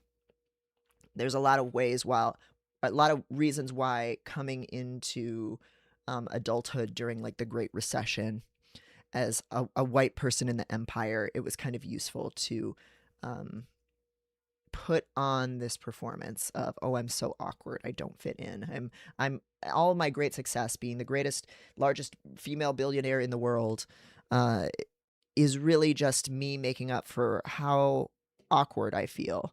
And I'm really still an underdog all along. So it could be that her very autistic masker seeming personality is just song lyrics that a lot of girls relate to for a lot of reasons. The additional main critique that people make is that throwing a label onto somebody else is invasive because how they see themselves is not our business and could be professionally or personally damaging to them. So it's best to just not bring the subject up. Many queer celebrities have spoken about how intense speculation from fans forced them to out themselves, for instance, losing work opportunities after they have. Here's a couple of examples of that. The first is one of the actors from Love, Simon. This is a video from friend of the show, Matt Bernstein. Or really, I'm more of a friend of his show, Matt Bernstein. I would love to have him on here, but you know, he's got those big numbies. A actor on Love, Simon. There was a lot of fan speculation about whether he was queer or not, and accusing him of being a straight person, gay baiting by playing a queer character. And so the actor felt that, or this is about the author. Sorry. The author, who is a bisexual woman, had to come out about her queerness because of fan speculation about whether or not she had the right to tell queer stories. And this also happened to one of the actors on the show, where he was accused of queer baiting, and he had to come out as gay, and said that it really bothered him to have to prove that he had the right to play this role because people were being so invasive about his identity. So it happens a lot. Another big example is Matt Bomer of Fellow Travelers and lots of other shows. He was outed early in his career. That's Matt Bomer on the left. And he tried to recloset himself in order to continue to get roles. And he lost a lot of professional roles once he was out of the closet as gay. And it's because, because Hollywood is still homophobic, but also because he was really going for a lot of these like handsome male heartthrob hero kind of roles.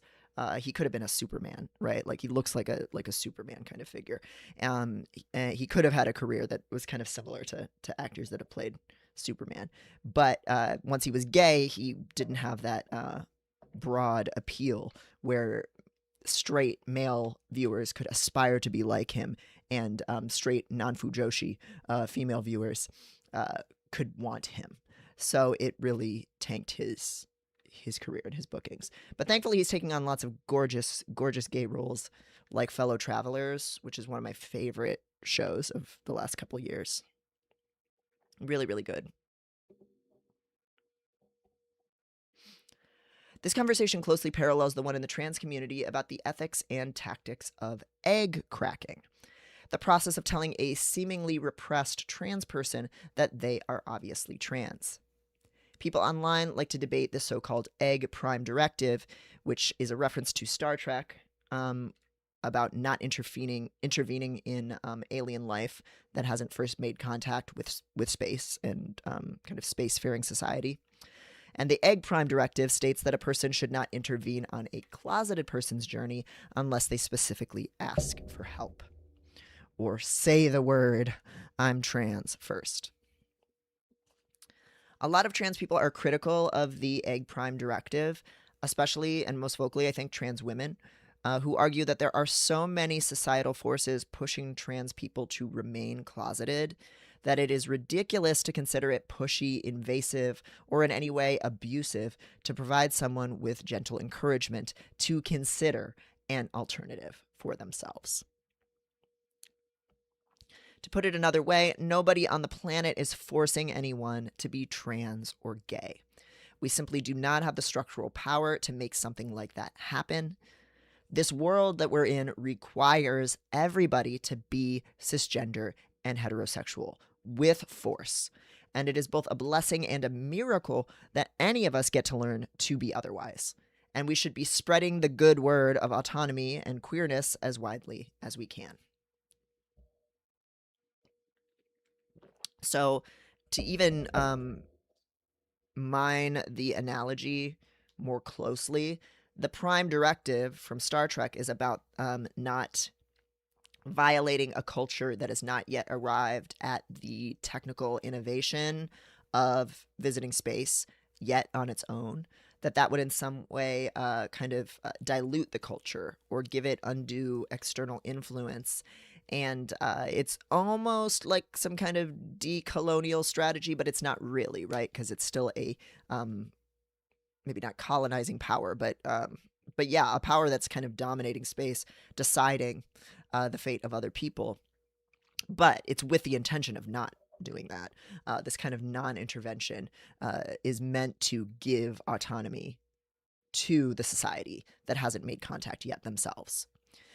So the spirit of it is kind of positive, even if the execution is weird. And there's lots of Star Trek episodes across the franchise that problematize that directive already, right? If your policy is non-intervention, what are you going to do when there's a genocide, a war, or a disease that you and your technology has the power to treat, but the people on this planet can't access it because they don't even know that's an option? So even in Star Trek, they are very aware of the problems with the Prime Directive as a way of reducing incursions on the autonomy of people. That if we have the Prime Directive, because the goal is to maintain the autonomy of people who haven't traveled into space yet, you are still violating that autonomy by not letting them know that that they have options that could preserve their lives and their cultures that are just, a few feet above their planet on a spaceship. So even in Star Trek, they know it's kind of got some issues. And the analogy also just does not cover over to trans people, where if you are interested in trans people's autonomy, you would want to give them options. So if they could potentially be trans, you may want them to be able to know that. If they are having an experience that they don't recognize is dysphoria, but it's causing them distress, and you can help them understand that it's dysphoria, why would you not want to give them better tools to understand themselves? Or at least potential tools to understand themselves. So if the idea of any kind of non-intervention directive is to trust a person's own journey, to empower them to make their own decisions, which is to say, uplift their autonomy, then why would you limit their access to information and community? Those things foster autonomy. It's kind of rooted in this assumption that being trans is rare or negative, and that more people being trans isn't inherently a good thing, which is not what we believe around these parts. And so, intervene. But do it effectively. That's my only point here in this piece. Tips for if you're not sure how to intervene, or if your attempts at intervention in the past have not gone well, this piece is for you.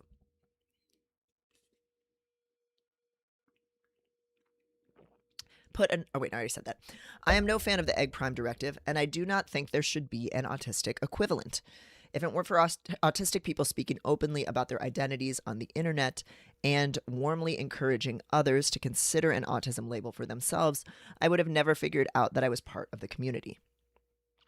I would have just carried on thinking I was a misanthropic, pissed off, constantly crying, evil freak. I needed help coming into myself, but that help had to come gently. And while on a philosophical level, I see no issue with ever encouraging a person to adopt a new label for themselves, as a social psychologist who devoted many years of my career to the study of persuasion and behavior change, I do have a few tactical pointers for people who want to help a closeted autistic or trans egg out of their shell. There is nothing wrong with wanting to uncrack an egg or trying to, but if you actually want to succeed in this endeavor, you got to do it well. And you got to have an awareness of the limitations of your power to crack that egg, because that'll make it less heartbreaking also for you and help preserve the relationship. So that is the raison d'etre for this article. For me, realizing I was autistic and realizing I was trans were both Tumblr and like early 2010s, mid 2010s internet journeys. Lots of YouTube, really long discussion-based YouTube videos that I just sucked up like a sponge. Lots of just listening to weird little people on the internet, on Tumblr, microblog about the way that they thought, and recognizing myself in these incredibly like analytical, weird, detached, obsessive, online only people who that was their main way of expressing themselves, was like being weird about some subject online. That was like, oh my God, that's my people. It's like reading the inside of my brain. So here is our question from the day, from Tumblr user Faith from a New Perspective.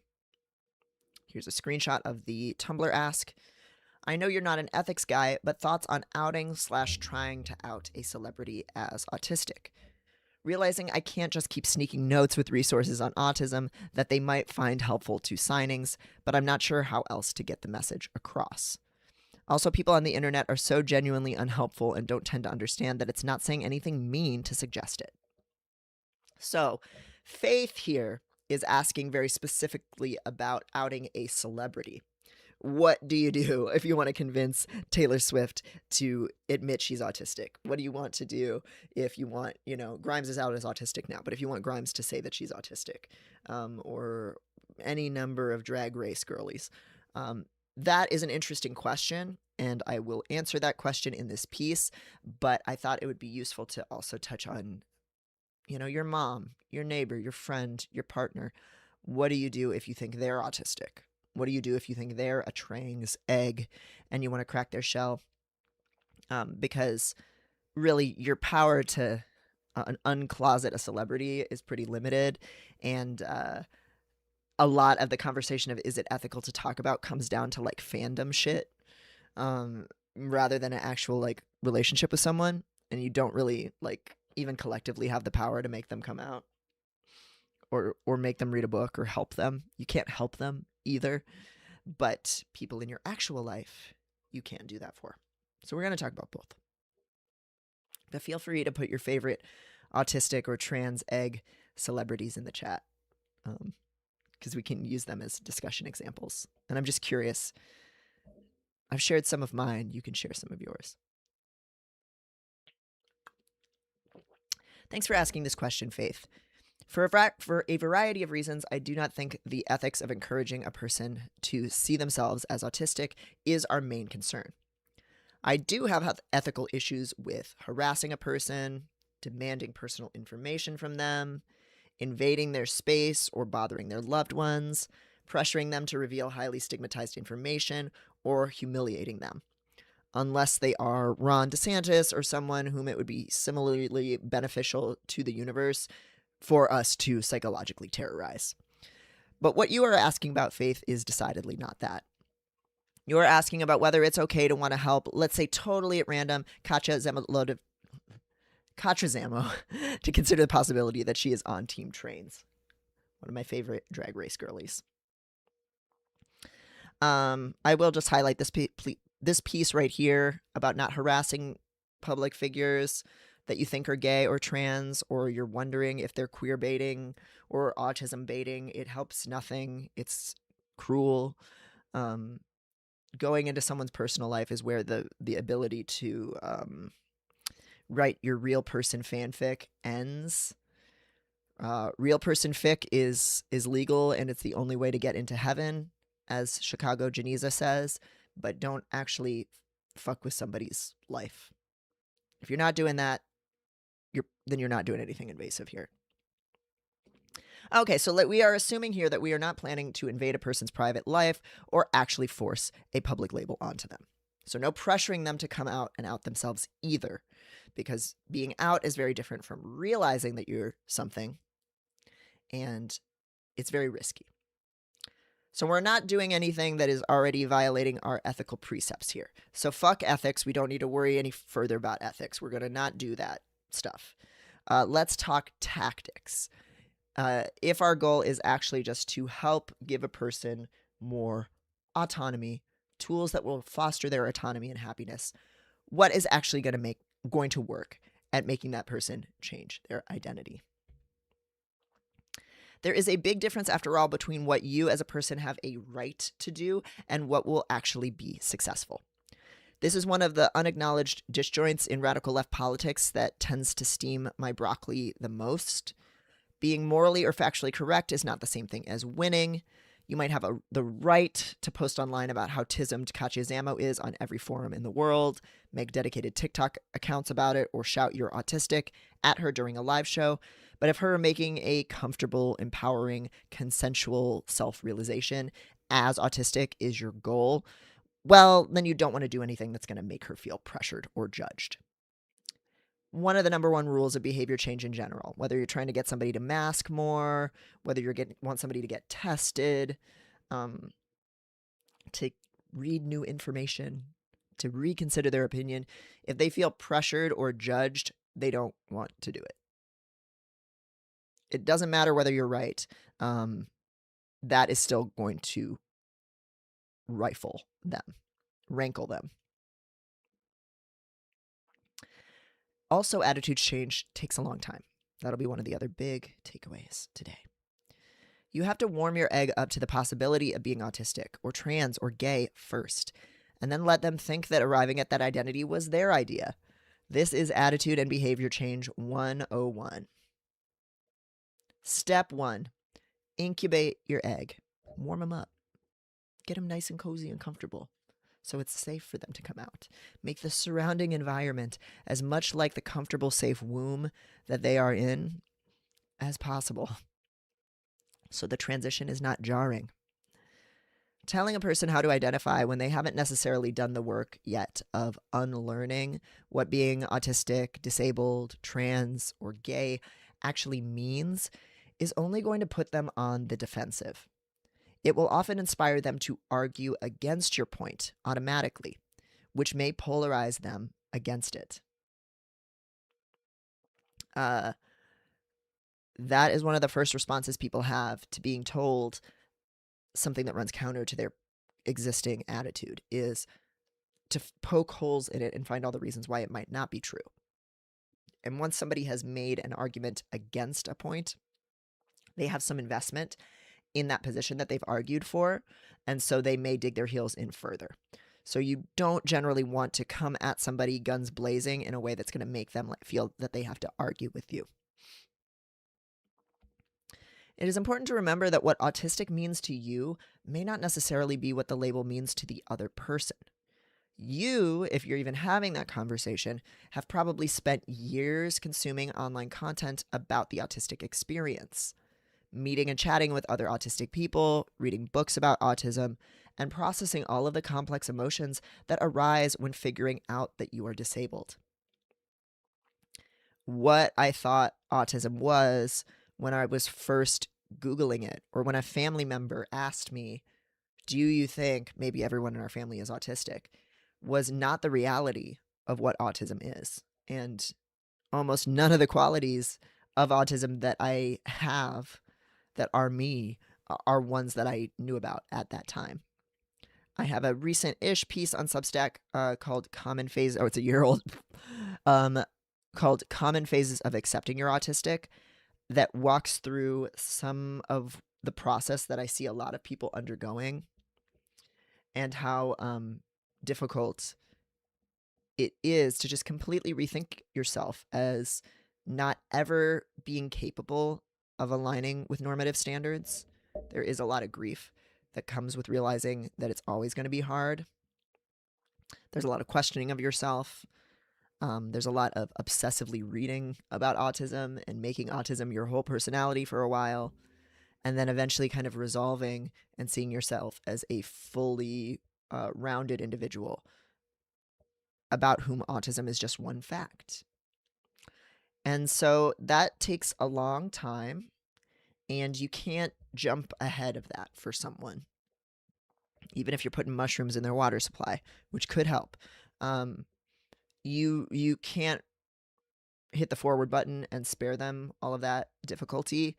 If they're going to do it, they're going to go through their own journey of unlearning and rethinking themselves, and they're probably going to be mega annoying for a while, just like most newly out queer people, just like most new vampires. They're going to be wild fledglings.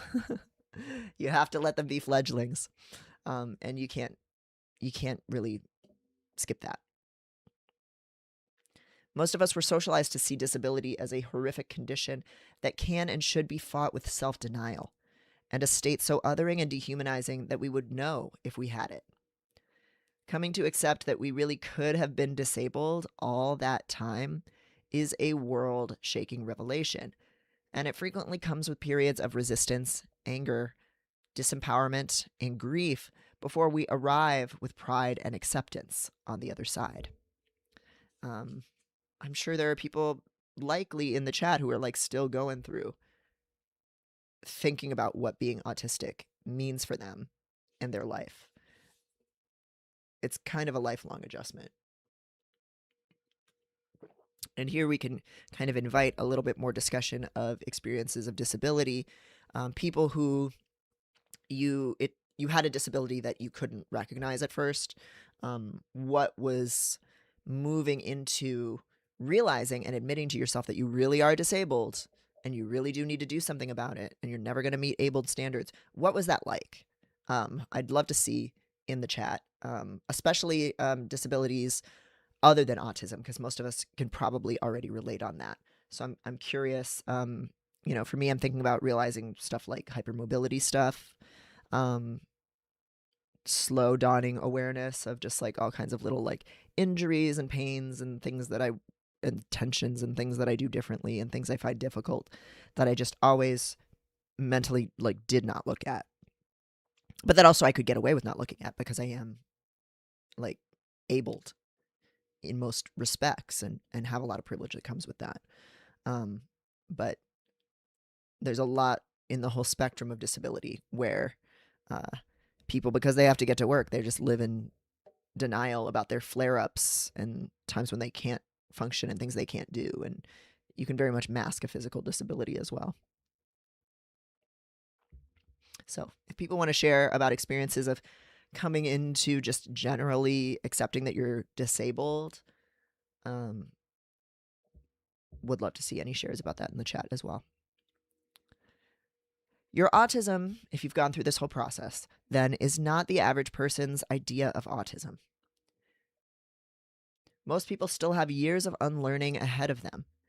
Years of unlearning. And it is easy for the average autistic person who has made their own disability into their special interest to forget how little someone who is not obsessed with autism really knows about it. To quote Randall Munroe, even when they're trying to compensate for it, experts in anything wildly overestimate the average person's familiarity with their field. So even if you know most people don't know autism like you know autism, you see autism everywhere, you know autism is a neutral thing, that already puts you ahead of 99% of humanity. And so you can't just hop right ahead, and I'm guilty of doing this sometimes, to like pathological demand avoidance is cool, like we should all get more disabled, like this radical stuff that I say. It doesn't make sense if somebody is can't even conceive of a person realizing that they are disabled being a good thing. There are some steps along the garden path they need to walk on before they get there.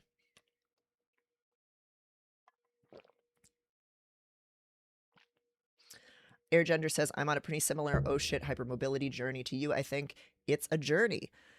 Yes, yeah. I've been watching videos. I did a little hypermobility workout today.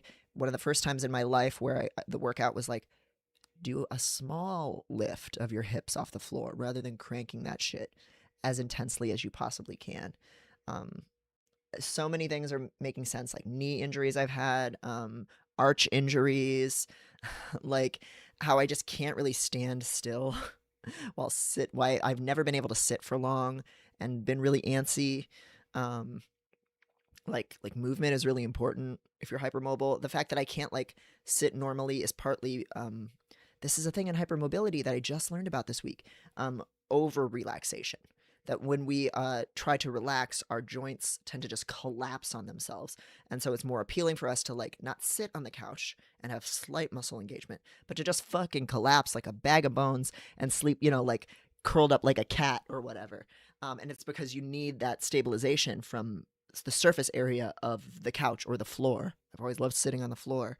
I've always loved sitting with my knees pressed to my chest. It's a search for stabilization because everything moves so much and so easily, um, that I've been holding my breath to try and stabilize my core. Like that my posture is like really ridiculously like, that like interior pelvic tilt back bend thing. Like it's all it's all hypermobility, dog. And someday I'm gonna write about it, but I need to learn so much more. Starlit Guide says, it destroyed my identity as the strong one, the one who could handle the heavy lifting, the one nobody needed to worry about, because I pushed myself to being sick all the time and ignored it. Yeah. I know a lot of people in the chat can relate to that. That your coping mechanism has completely broken down. Your source of trying to negotiate social safety is just not there. Like your value add, the way that you were trying to sell yourself to people in order to earn the support that you needed is not going to work. So how the fuck are you going to get it? Milvalent says, my CFS, chronic fatigue syndrome, came on suddenly and there was a big change in my abilities. So it didn't really seem like I had a choice about self-identifying as disabled. I mean, at first I thought I was acutely sick and it just didn't go away. Yeah, so early days I didn't self-identify. Right. Temporarily embarrassed abled person kind of thing is a very common self-identity for a lot of newly disabled people. Seb says, I think it was a really difficult thing to come to terms with my back issues, that it wasn't just something that could be fixed, and the pain and mobility issues would linger forever. And it's something that medicine is not structured to accept about us either. Everything is acute treatment based. And so they make it very hard to accept or to even document in research that that's not the course of a lot of people's experiences. Airgender said, it's kind of validating because I did a lot of, I feel like this is a limit for my body, but I guess I'm just lazy because I'm not really disabled like my friends are. And now in hindsight, that makes sense. Yeah, definitely energy level stuff for me. Like I just really have to like admit like, oh, I need a lot of just time sleeping after being around people and in the dark and things like that. And in this year, part of the hypermobility journey has been really recognizing the limits of what I could do to my body with exercise, and that it is better to not push myself. Like I've always, my little bargain with reality was, I will be okay if I am tougher than everyone else. If I am just like superhumanly insensitive to my own pain and I am in a competition with everyone to see who can endure the most. And it's so cool that I can go so much harder. And that is how I will distinguish myself and feel like I'm going to be okay. Because then anything bad that happens, I know I can endure it because I'm stronger than anybody. That was my little fucking, cope. And learning that pushing myself to the point of injury all the time makes me weaker anyway has been a needed corrective and exercise in patience. Disability pride is a longer and more complicated journey for me. I still have to figure out how to function in capitalism because right now I'm not financially independent. And pride is not, we don't owe anyone pride. That's not a sign of like success as a disabled person. Like you can hate being disabled your whole life, if that's what feels right for you, or neutrality, body neutrality all the way. Because it just comes down to having your material needs met, just like you're saying. Like what matters is that every disabled person should be able to live in comfort, privacy, dignity, autonomy, no matter what they can do. Closet Demon describes disabilities as background noise. I didn't realize anything was wrong with me. My unhealthiness was always blamed on my fatness. I thought I just deserved it. Yep. Diagnosis fat. Many, many, many such cases out there. Complete hostility to medical care for fat people means that you can have broken bones and cancers for years without doctors even taking a look.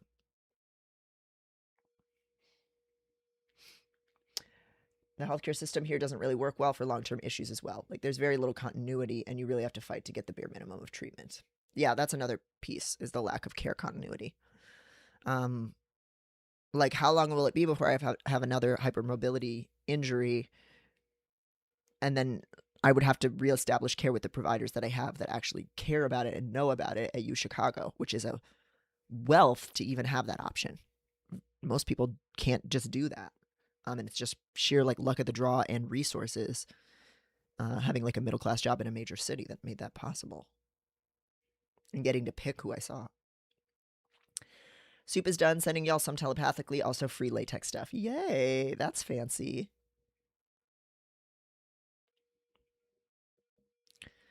Moving right along. Generally, if you really want a person to take the possibility of their being autistic or trans, etc., seriously, you have to break the ice first. Attitude change research shows us that most people's opinions on most subjects are crystallized. They are not immediately open to changing what they believe, and will find any suggestion that they should change their belief either threatening or annoying. And this is because of the role that crystallizing attitudes plays, which is stabilization. You have to preserve mental energy to function in the world by taking certain things as a given. And non-autistic people in particular seem to be way better at crystallizing and not questioning things, because it preserves energy and it's efficient. Imagine how unstable your life would be if every single thing that you thought about yourself was open for debate. You could not function easily that way.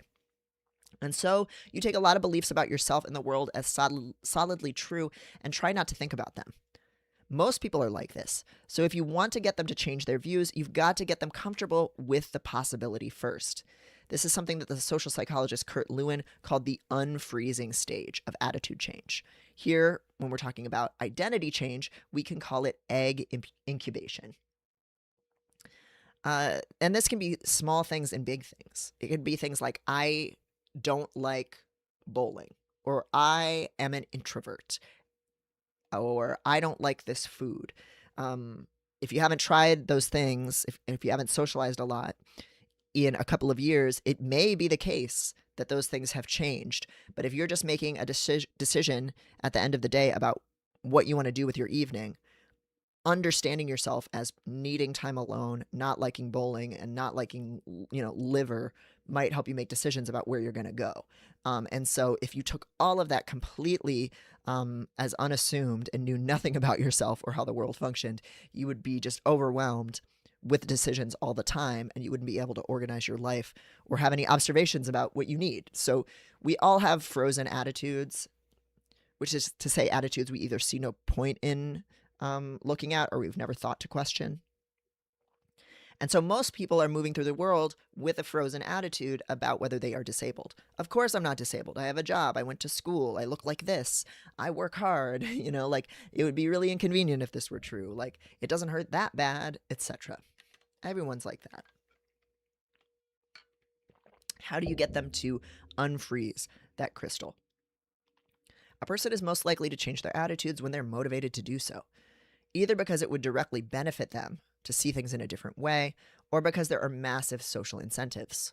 So this even applies to something like prejudice reduction. People get less biased, not because they decide it's the right thing to do, but because it's socially popular to do, or it benefits them to do it. That is, for the most part, why people do things, is because it benefits them, or it's socially rewarded, which also benefits them.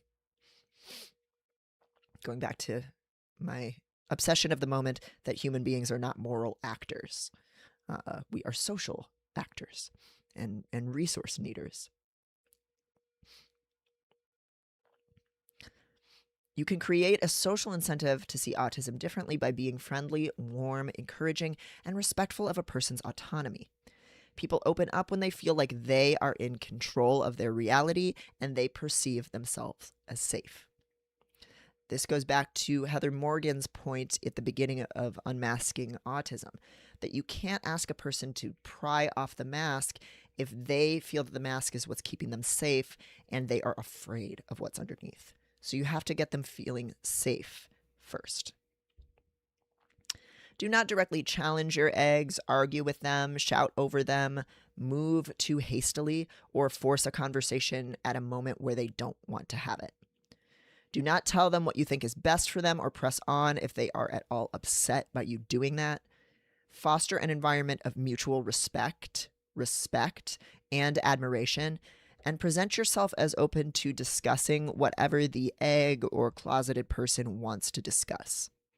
When it comes to approaching a public figure, this means being nice and highly respectful of boundaries, not invasive or parasocial or overly familiar.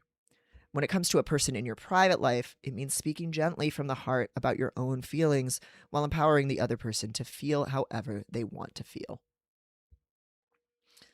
So, I think most people innately know to approach this way when they're trying to crack eggs, but I think there are exceptions. I think that does not invalidate egg cracking to be critical of some of the ways that I've seen people do it that can be pushy in the past. So I do know a few people who they get a little too proud of seeing themselves as the egg cracker, and they come to people with a little bit of a spirit of arrogance of like, I can tell you're trans. You need to just get over the denial and you know take the HRT, and that is kind of a dismissive attitude. And even if you've seen it 1,000 times, so you know that this egg totally is trans, and you just want them to skip that painful denial phase for their own good, you want them to have not suffered as long as you did, you actually can't do that. And nobody really likes being told that somebody else knows them better than they know themselves. And most people don't want to be just like a badge on somebody's Girl Scout sash, right? Of like, egg I cracked.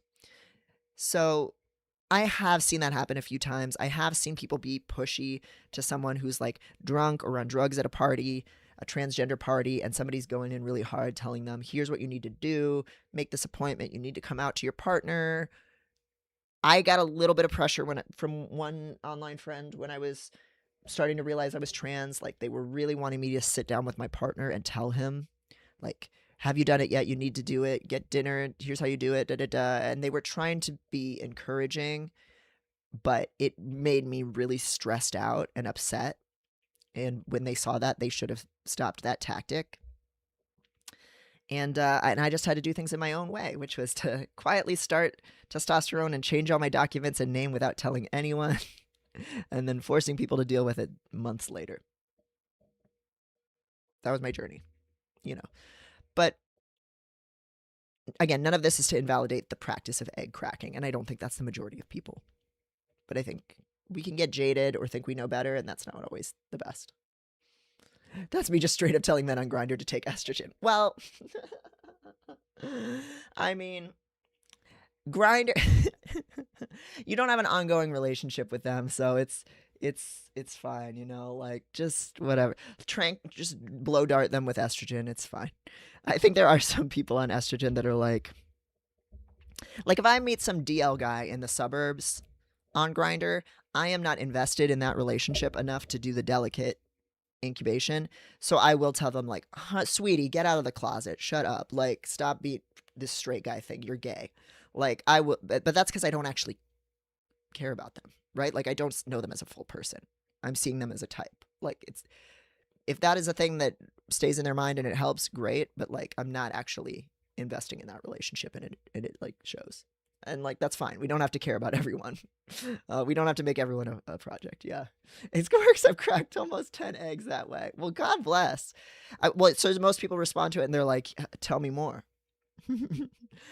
Oh, geez. That's definitely like, at like Fur Fest, I'll meet a certain type of like alternative, queer, but relatively isolated person who like, they're really nerdy, but that's their only exposure to stuff. And then you tell them like, oh, you know, like, you can just take hormones, you can just be non-binary, you could just do whatever.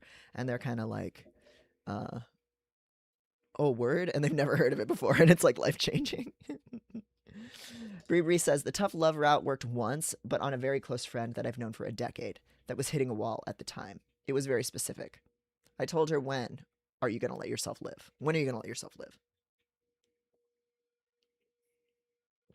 Yeah, the slap in the face. Oh, did I already talk about this? That I'm going to give out testosterone at FurFest? Speaking it into the world, because I have all my testosterone. I've got boxes and boxes of T gel, and I'm going to pass it out at FurFest. We have people that come here from all around the world, including many states and countries where access to HRT is not common.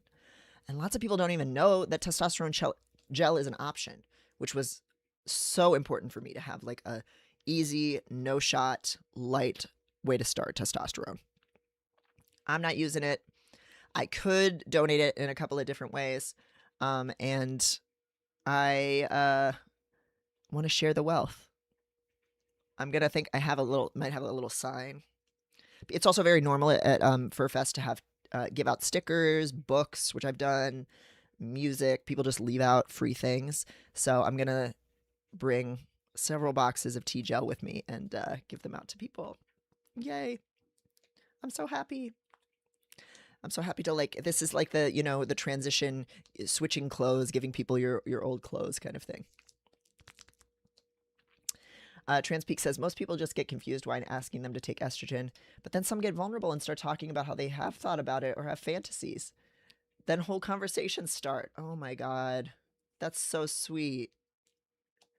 And I think it's like impossible to just, as a stranger on Grindr, actually be pushy to someone because they can leave the conversation. It's not like you're friends. It's not like you already know each other. It's not like you actually have the power to like pressure someone. Like you're just saying like, hey, no, you're screaming trans. Everything you're doing and giving is screaming trans. So like, why don't you do it? And if they choose to engage, that's them. That's on them. Devin, the testosterone fairy of FurFest. Oh, I should get some wings. That's I love that. We can, I think, approach a lot of strategies of change, remembering how you're supposed to treat a person in an abusive relationship.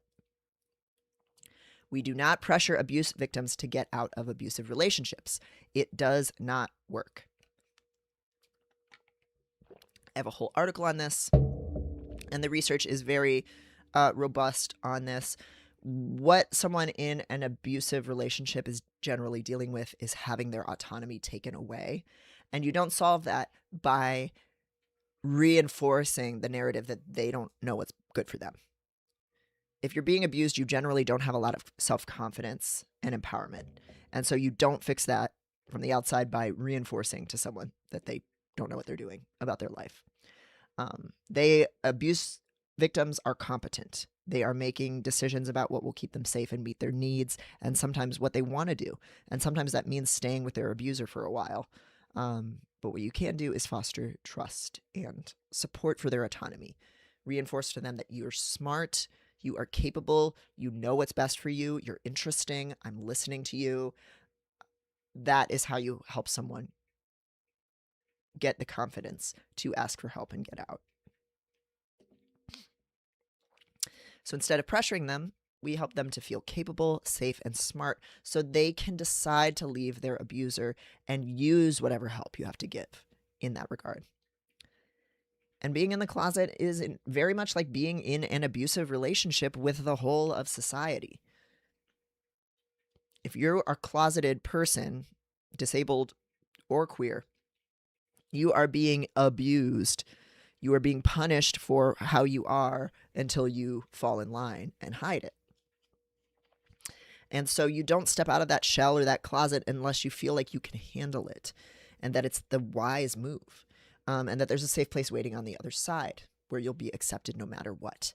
So you want to foster for the person that sense. Step 2, speak from your experience. If your goal is to bring a person over to the autistic, trans, etc. side, you got to get the person to feel okay with that being a possibility for themselves. You have to help them to see that being autistic or trans is actually not that scary. The best way to do this is often to speak from your experience personally without putting it on to the other person at all, because then they have nothing to argue against or feel defensive about.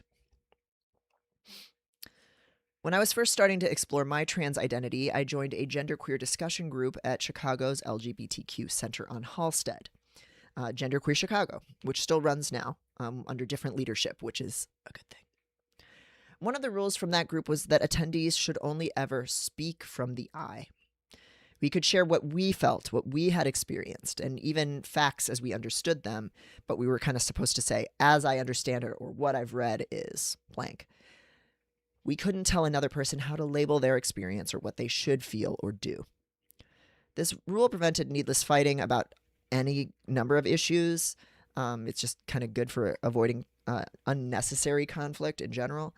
And it made the space far friendlier to questioning and closeted people who weren't sure of how to label themselves. I find that the policy of speaking from the I remains helpful in any kind of emotionally charged conversation, but especially about identity. It allows the listener to project themselves into the speaker's experience without feeling exposed. It's not, you're definitely disabled, you're definitely trans, and you need to do this, which personally, if somebody said that to me, PDA is like locking down. I would be pissed. Like, it would have never landed well with me for somebody to be that direct. It also gives their brain some additional perspective-taking work to do, which is better than giving their brain the task of disproving your argument that they are totally autistic and need to get on HRT already. So when you're giving people information or you're communicating with them, their brain is doing some additional work. And that work can either be trying to understand you and trying to picture what you're describing, or it can be arguing with you, or generating their own unique response in some other way. But if you tell a really captivating story about your journey and how you realized you were trans or autistic, they're probably, if they're locked in, they're going to put a lot of mental energy into visualizing or placing themselves inside that story. They're following the story. They're kind of on the journey with you. A good story is a lot like a trance in that way. It's a heightened state of consciousness and an altered state of consciousness. And that is very effective for getting people to imagine feelings that they're normally not comfortable with. Narratives are very powerful. Storytelling is very powerful. And it's one of the most persuasive things there is. If I were to hear somebody tell me that I must be ADHD because I force myself to check the clock and my phone notifications constantly because I have no self-trust I'm going to notice them organically, and because my only file organization system is to dump everything that I need into a downloads folder full of 50 gigabytes of old invoices and screenshots, I'm going to feel judged. Who says that my stressful seat of the pants way of doing things is some psychopathology? What the fuck do they know? I've never missed a deadline once, because I have given myself multiple stress-related illnesses instead. 1, nothing wrong with me. 2, nothing wrong with me. Here's the song, Drowning Pool, Bodies, you may know as Let the Bodies Hit the Floor, Let the Bodies Hit the Floor. A song I love and play anytime somebody like Dick Cheney or Charlie Kirk dies. And it also has the line, 1, nothing wrong with me. 2, nothing wrong with me. And there's a really excellent version of it by Neil Cicierega that I wish I could play. Hold on, let me see if I can pull it up. Floor Corn. How do I check to see if it has... because he doesn't list a lot of his music on streaming, so I don't think it has copyright. Neil Cicierega music copyright status. It isn't entered into YouTube's copyright ID, and Neil tends to be pretty generous with letting people use his tunes. My head is in that song now. That song is in my head now, thank you. I think I can play it for a second.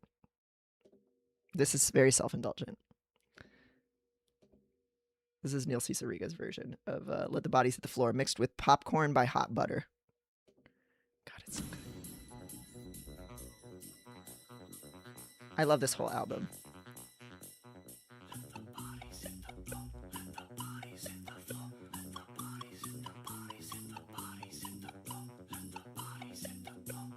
I need to stop it because popcorn is probably not protected. Damn, you get the idea. That's floor corn. I might have to edit that out of the VOD. We'll see. But Neil C. Sariga's Mouth Moods, best album of time. Nothing wrong with me. I love Neil C. Sariga so much. But if I hear a friend tell me that they keep their books organized in a toppling, dust-covered pile and routinely forget to eat all day or what day of the week it is, then I might feel pleasantly comforted by our similarity, then later sit down with myself and go, huh. This is an important pointer for attitude change to keep in mind. Persuasion is more likely to stick if the person arrives at the conclusion themselves. Do not feed the conclusion to them if they are in the resistance phase. Give their mind a little puzzle to solve later. This is the exact same mechanism by which a Facebook power user gets indoctrinated into vague conspiratorial connections, into joining a group like QAnon, but for good. Part of why QAnon was so addictive to people was because they were constantly analyzing these vague messages, these Q drops, and drawing associations that were completely made up by their minds. This is why Gaylors go farther and farther down the rabbit hole the longer they're into Gaylorism, because they are looking at every single thing Taylor Swift posts for Easter eggs that are signaling that she's gay. And so they see more and more confirmation over and over again for what they believe. They are doing something that attitude change researchers call elaborating. And elaborating is just thinking about ideas, creating your own unique thoughts in response to ideas. And so they're elaborating on Taylor Swift information constantly until they see confirmation that she's gay everywhere. And when you're figuring out whether you're autistic or trans, you also start elaborating. You think about all these things that happened in the past and recontextualize your history. You notice things about yourself and other people, and you start elaborating. And then maybe you arrive at, oh my God, I've actually been really transgender this whole time. Why didn't I realize?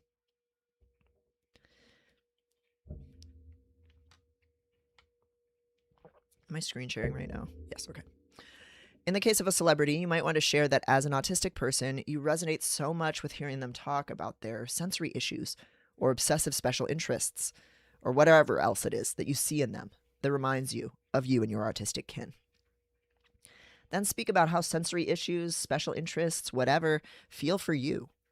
Don't point out every autistic or trans trait that the person has. Talk about how discovering you were autistic felt for you. Maybe even how surprised you were to initially find out.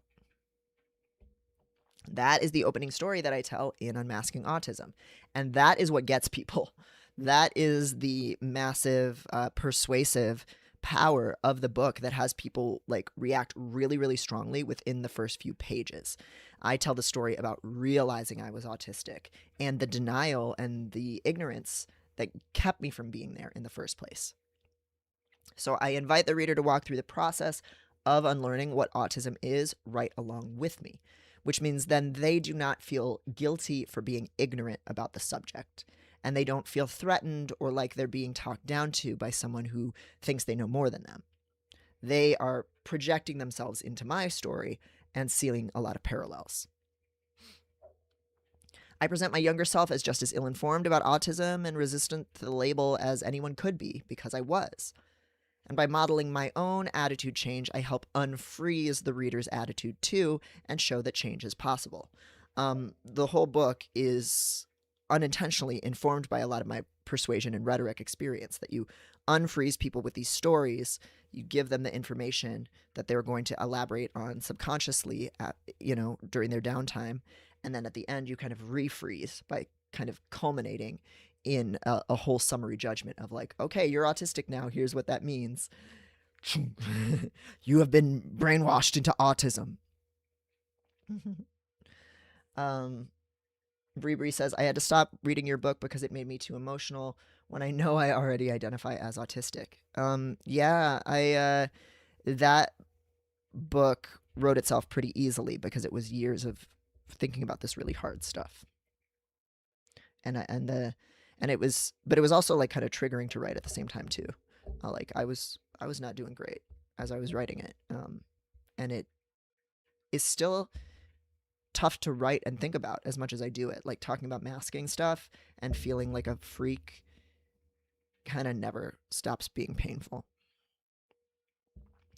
If you're trying to crack the egg of a person in your private life, you can share how meaningful it has been for you to figure out that you're autistic, and then talk about some of the traits you had never realized were related to neurodivergence before. Frame this as a positive. You have so much understanding now. This news was a good thing. And step 3, be grateful to the egg for listening. What advice columnist does this come from? I think this is a Dan Savageism. Somebody correct me if I'm wrong. Dan Savage used to say, don't bring up new information as if you're announcing that you have cancer. He used to say this about telling a partner about your fetishes. This is solid advice, I think. People will infer from your tone and the emotional vibe you're giving off how to interpret what you're telling them. And so if you say you're disabled like it's a bad thing or like you're anticipating judgment, they will meet that energy or they'll feel discomfort coming off. But if you present the information as great news, I have new information about myself and I'm so happy and empowered and it's good for you. Here's why it's good for you to know this thing, because now it'll help our relationship and I'll be happier and whatever, however you want to frame it, then they feel way less threatened too. So Dan Savage brought that up for introducing a fetish to a partner as like, great news, here's this fun thing we can play with, instead of bad news, I'm a freak who needs this thing and now I need you to do this thing for me. Framing can help.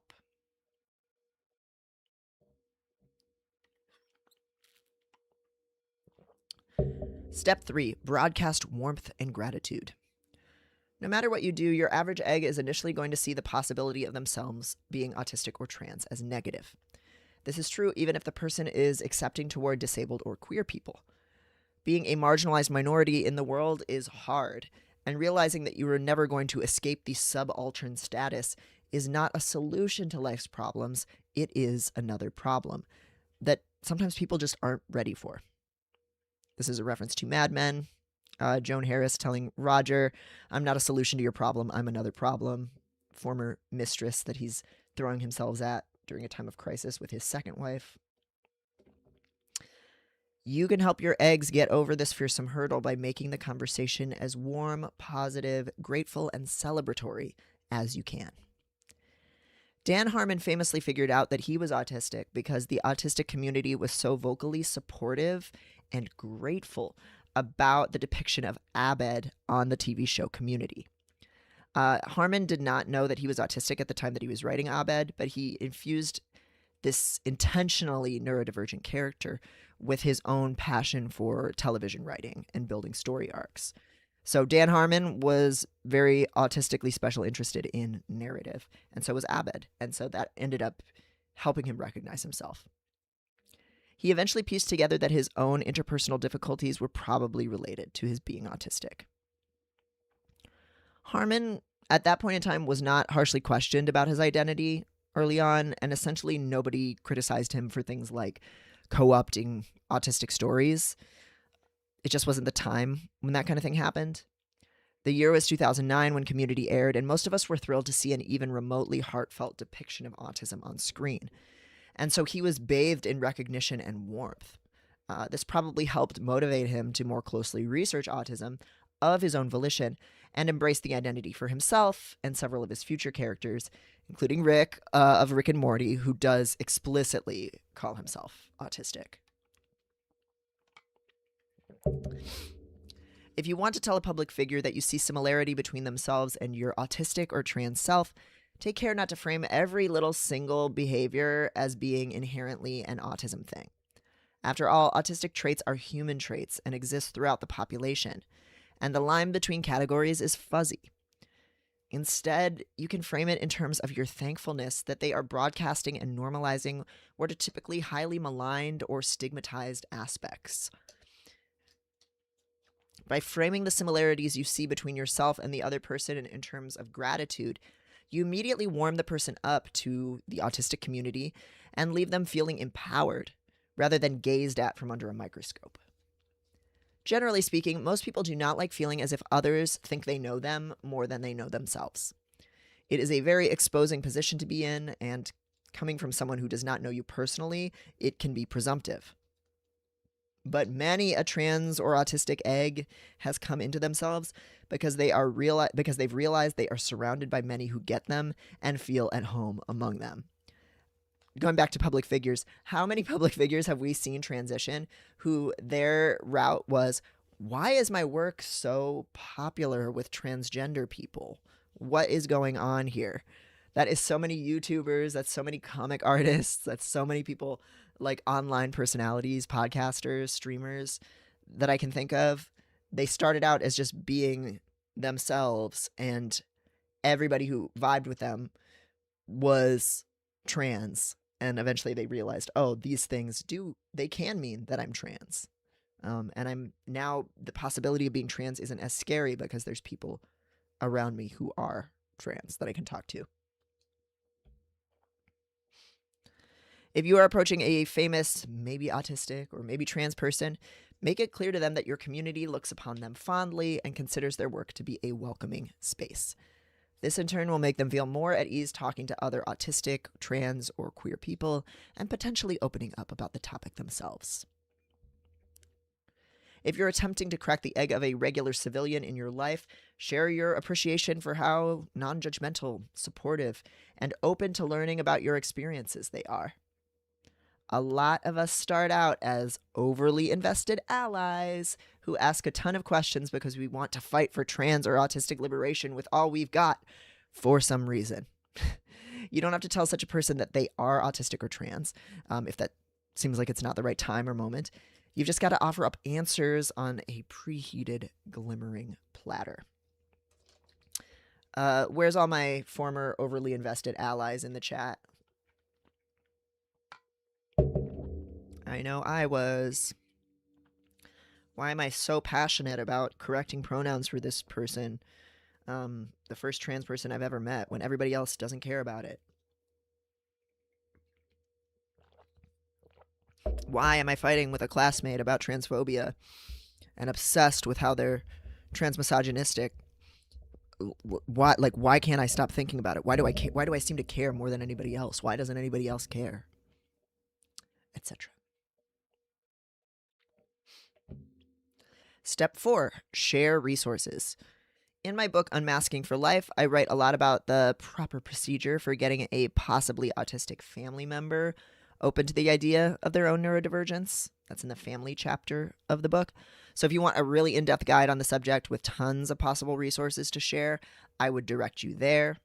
That chapter is all about, I found out I'm autistic, or my kid found out they're autistic, but my mom, my grandma, my uncle, my cousin, they're autistic as shit. How do I get them all on board with the idea? That is like the big one. So if you are on that walk, which is a really common walk, I have a whole passage in that book about that. Night Owl saying, not me getting really angry at my therapist for celebrating how great of an ally I am. Ew. Definitely don't tell somebody that they're straight. Like, egg prime directive, whatever. Tell people they're trans, tell people they've got EDS, whatever. Definitely don't tell somebody that they're straight for them. We should never tell somebody that they're straight or they're cis. Like, we should never be doing that. I think we can all agree on that.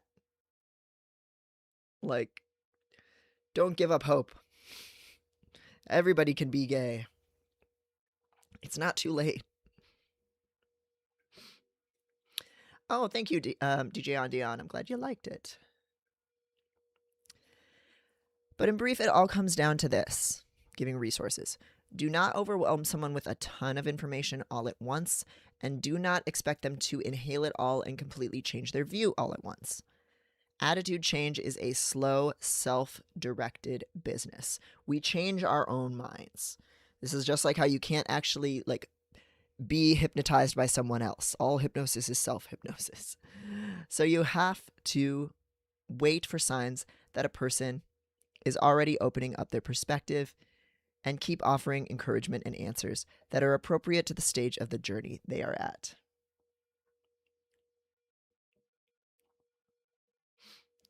For people who are completely new to the idea of destigmatizing disability or even what autism really is, personal narratives and lighthearted media tend to work the best.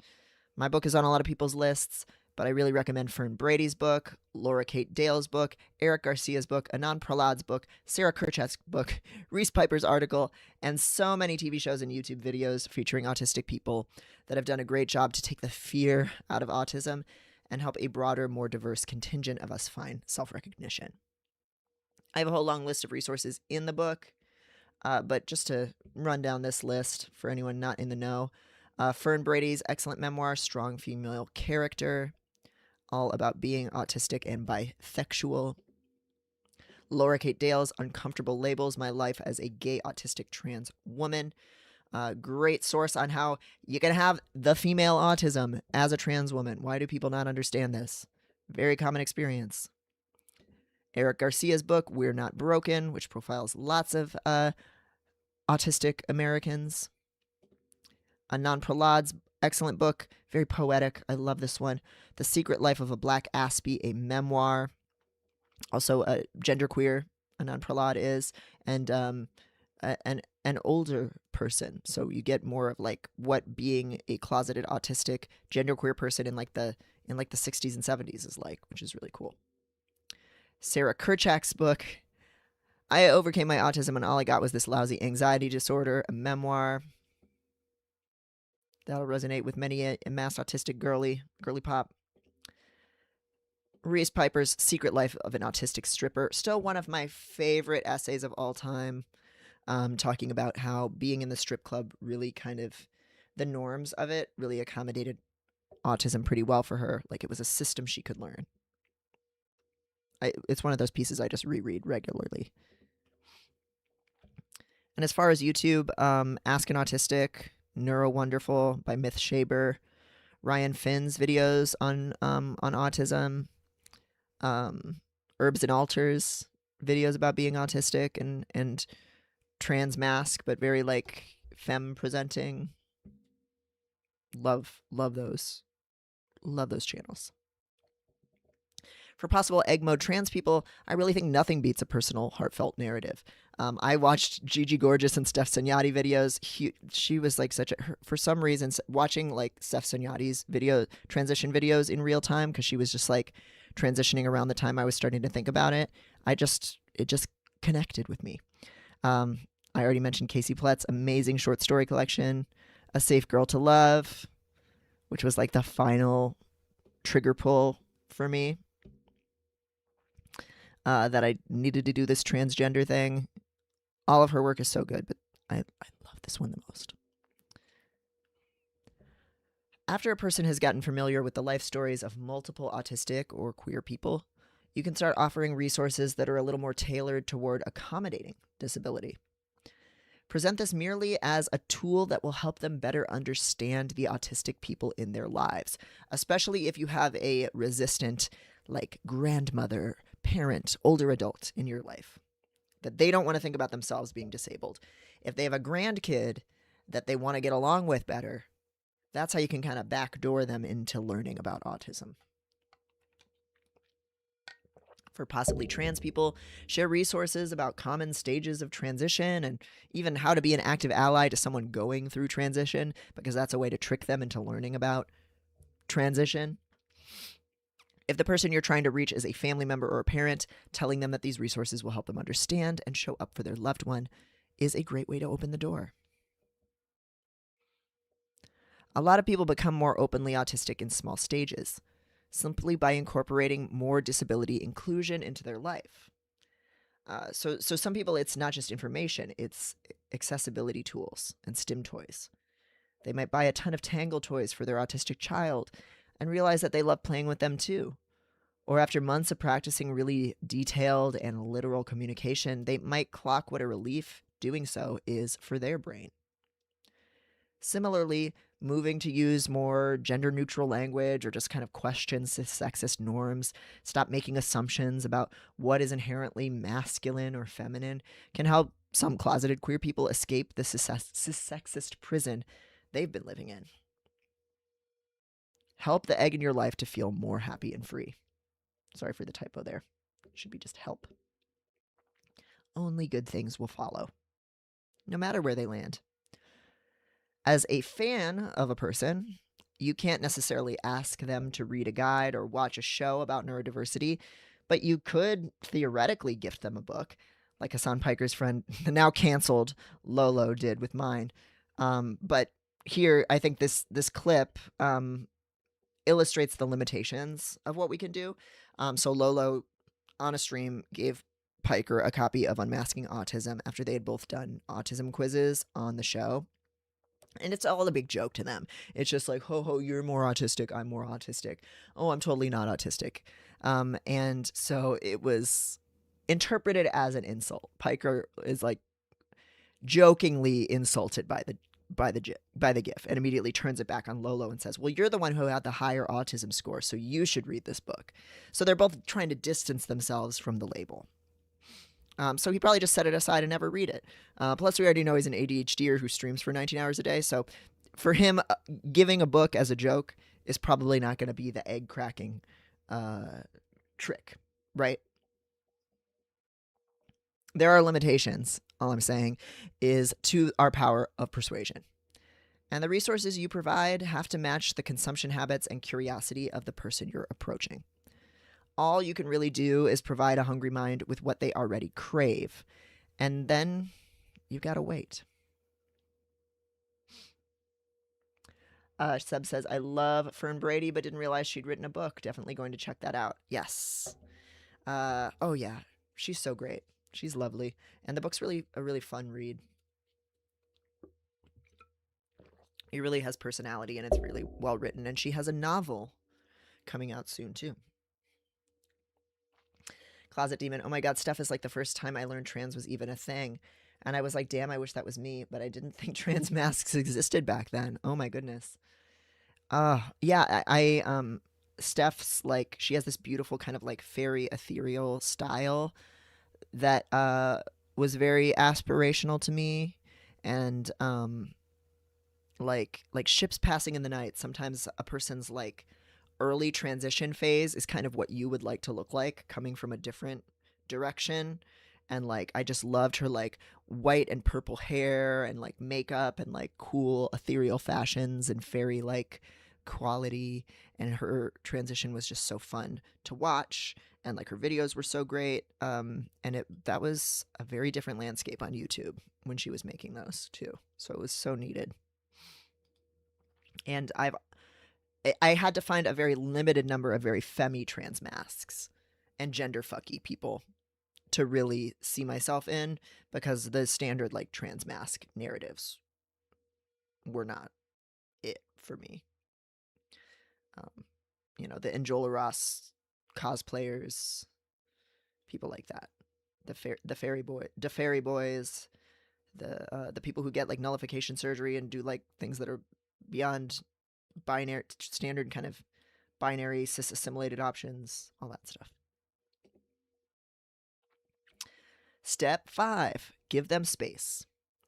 Today, many more public figures are identifying themselves as autistic openly, and with less of a lag between when they first explored the label and when they've publicly adopted it.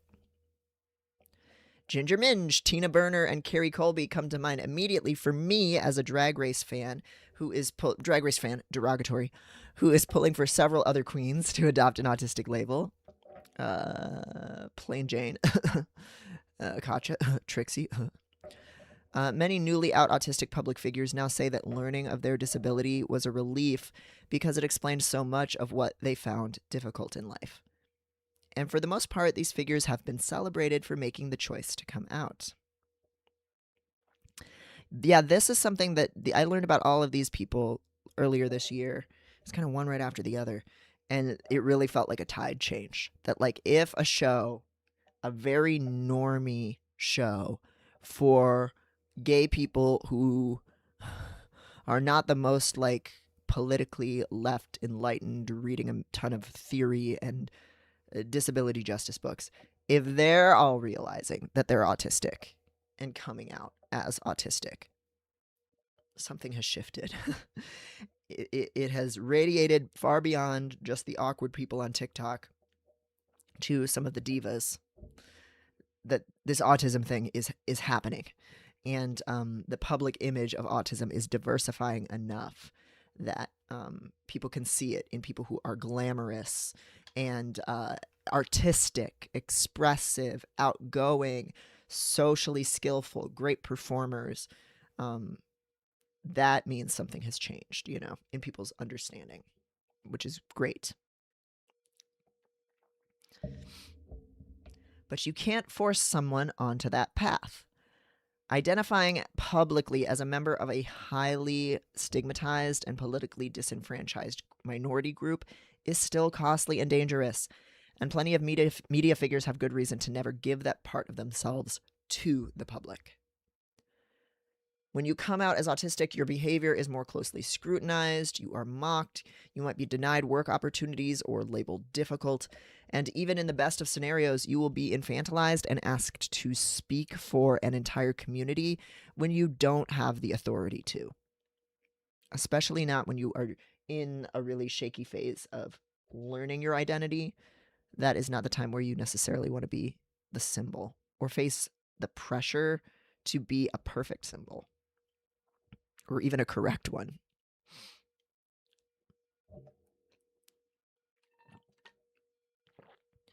This is even more true, I think, for coming out publicly or queer or transitioning in the public eye. I have exposed all these fragile sides of myself to an international stage, albeit a much smaller one, and I would not recommend it, not any more than I would recommend the average person to come out as disabled at work. Here's my piece seeking an autism diagnosis. Here's why you might want to rethink that. Coming out is risky. It does not benefit your health to go through all this vulnerable work in public. It forces you to perform self-assurance when your understanding of yourself is at its most shaky and most subject to revision. When you are out in public, you are aware that everybody around you can see your softest spots and are judging you based on them and are looking for your tells. And if you wind up having to revise your identity or decide you got certain aspects of it wrong, you're going to be on this path dependence of sticking with the message you've already put out there, and shame can make it very difficult to go back on that too, and can make it feel like your life is at an end. It is terrible to become a symbol rather than a person. This is something that I read a lot in Unlearning Shame, that when you are marginalized, part of the damage of that is the constant scrutiny of representing your community, or your actions being interpreted not as you, but based on people's stereotypes of that community. My experience of being a public figure has been really minor on the grand scheme of things, but it's been harrowing enough that I do have immense sympathy for any remotely famous person whose life and identity are speculated about. Constant fan speculation about his sexual orientation and relationship made Dan Howell of Dan and Phil suicidal for a period of his career. And it got in the way of his relationship. It got in the way of Dan and Phil making videos, as they've now talked about. And it also led to them avoiding making close friends for the entire 16-year period that they were closeted about their relationship. Here's the Dan and Phil video that hit the towers recently and made many a fan, a PHAN fan, squeal with delight that, as many have RPF'd for years, these boys have been together since the day they met and made a video together. I don't go here, but I have been watching these videos, their little podcast. I love Dan. He's very Demon Prince coded. But yeah, even they still feel a need in these videos talking about how like ravaged their lives have been by fan invasiveness and like speculation and fear of exposure. They still feel the need to say, we love our fans. We have some of the best fans. They're so kind. Like we know most of them aren't like that. RPF is fine, and it's the only way to get into heaven. Like, and it's sad to me that like people are still so dependent on the parasocial bond to have their creative careers that they feel like they have to do that. Like because I think it just reinforces that sick kind of relationship where it's uneven. You have to like project like love and acceptance at your fans when they are people that you don't know, you know. So soapboxing there. So because of all these experiences, I don't think a human being's actual life should be sacrificed on the altar of positive representation. I think it ruins so many lives. And if you don't have sympathy because it's like, oh, you're super rich and famous or whatever, I get that. But like, these people are workers. They are workers who are having to trade their privacy to be able to continue to keep doing their work. And I think we can leftistly have sympathy with that and see that that's a twisted, dark and twisted state of affairs. Even if it's like, yeah, whatever. Like, who cares about Grimes? She has children with a billionaire. I get it, but like, on a human level, harassing someone based on their identities that they are only exposing because they have to for their work is fucked up. And I believe that if you're really a fan of someone, if you really appreciate their work, you will honor that the majority of their humanity is something you can never know, and that it's best not to try. Art is what happens in the gaps of our understanding, and not everything is meant to be known. You can try and try and try to make yourself understood to an audience, but sometimes what's most compelling is that they never can know, or you never can know somebody else. Closet Demon says, maybe I'm just insane, but I swear they came out as a couple like 3 years ago.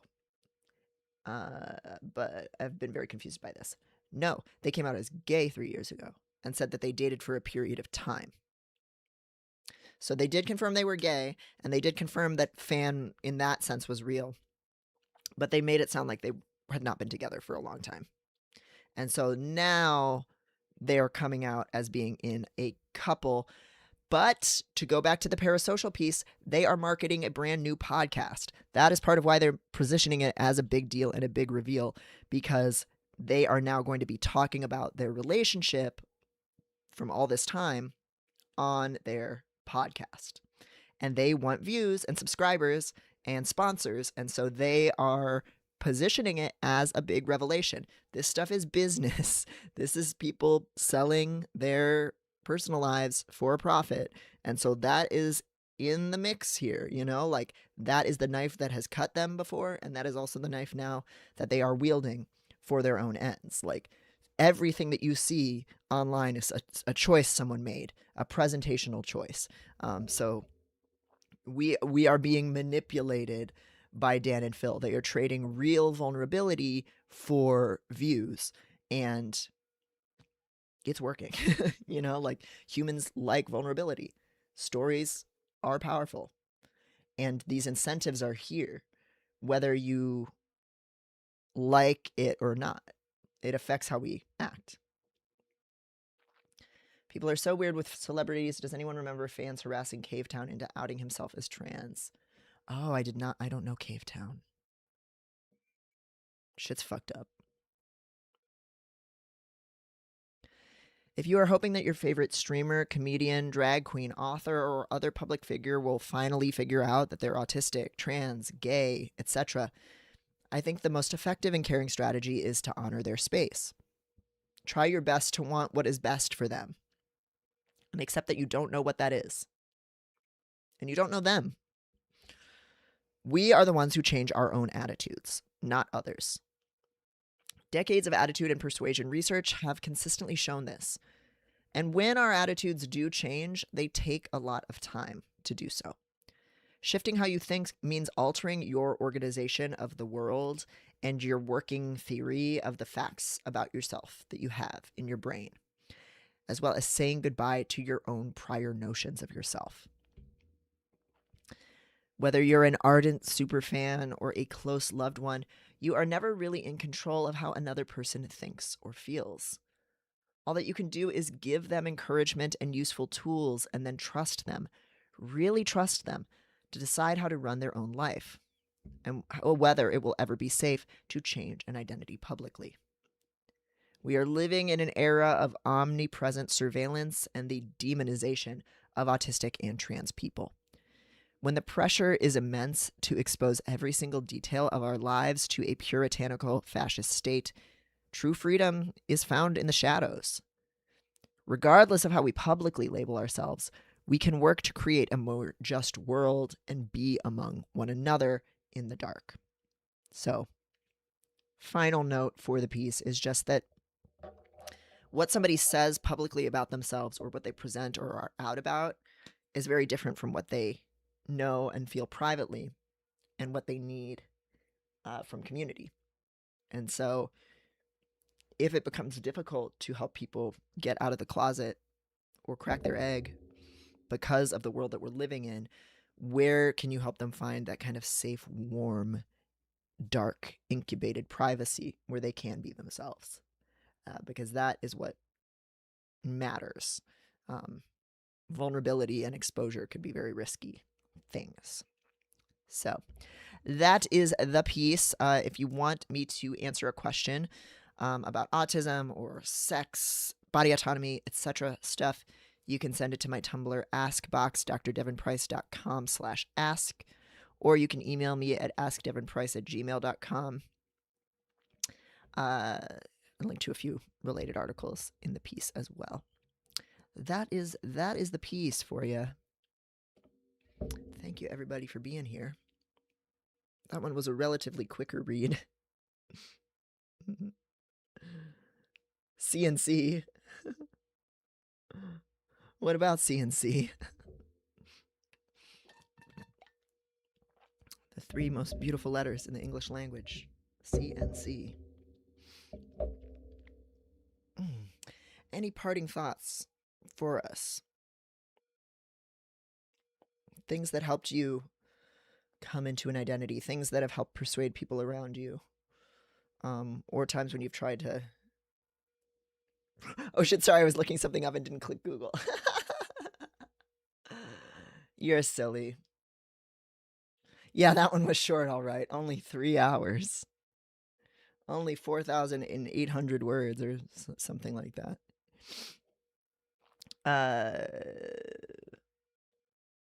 Have fun in your search closet, demon. That's very funny. Were we talking about CNC at all? I don't think so.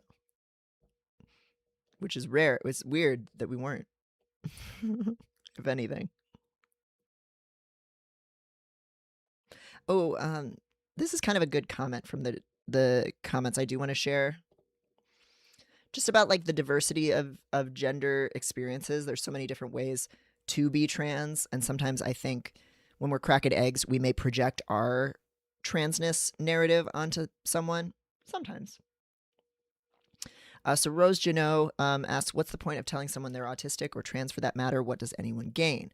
You might feel kind of like defensive reading this, but hear them out.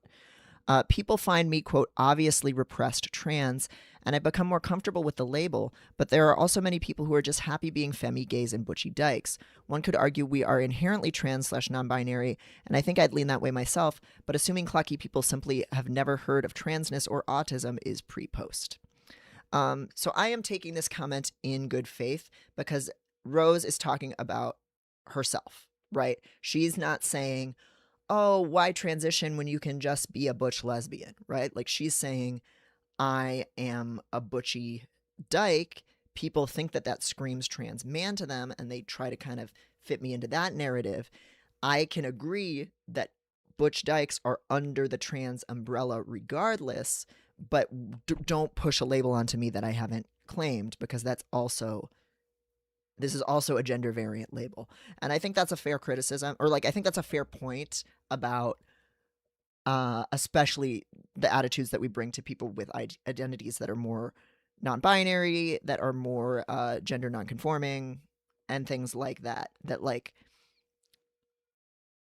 telling someone they have to understand themselves in a more like binary direction is still a tough word, because that, like, what is a binary gender and where do you draw the line there? But like, how somebody can interpret their queerness is their own personal journey.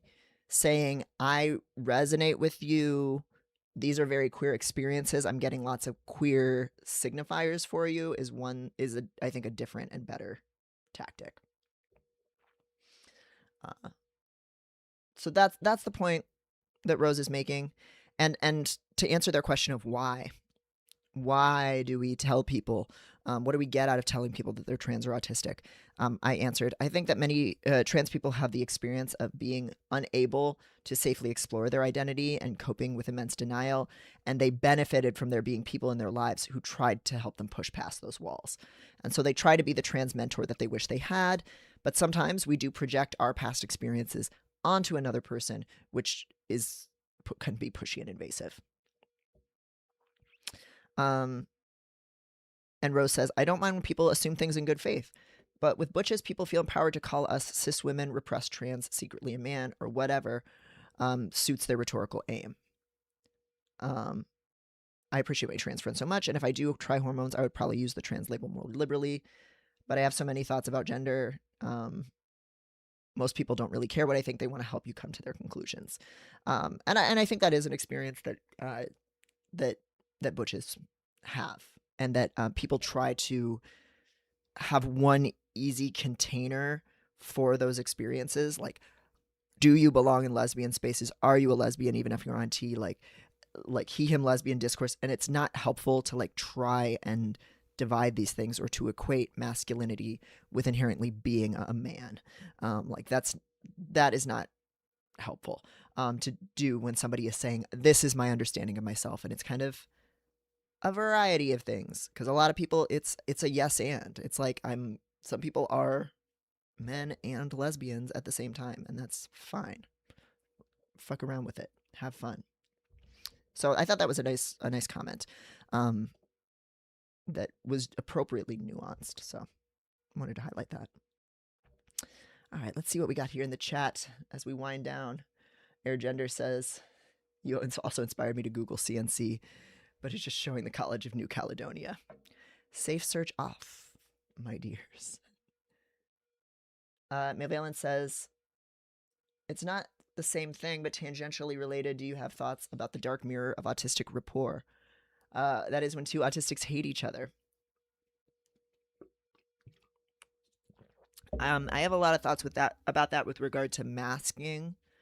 That like sometimes one person's mask is really like oil and water with another person's mask. Or if you're unmasking and you are really committed to doing things that are stigmatized, being weird, being unrespectable, and you bump up against someone who is clinging to the mask and the made up social rules of it like it's their only like port in a storm, generally that masked person is going to be really hostile to you, because you are challenging everything about what they value, and everything they think they have to do is stuff you're not doing, and so it pisses them off. And it makes me feel unsafe, right? If I'm around somebody who's really fake as fuck masking, really fake nice, really artificial, like it freaks me out, because I don't know if they're going to kind of turn that same set of demands on me. And it's not always fair, because some people, they're just scared and they need time.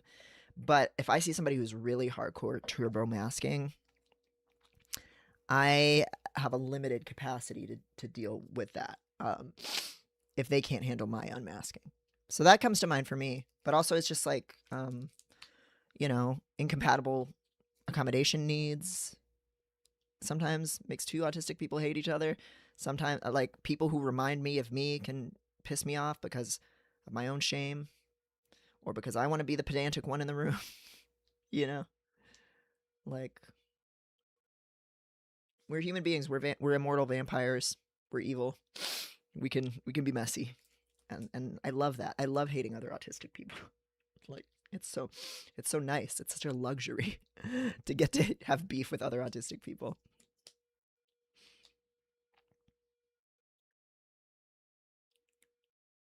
We should talk about kink twice as much next time just to compensate.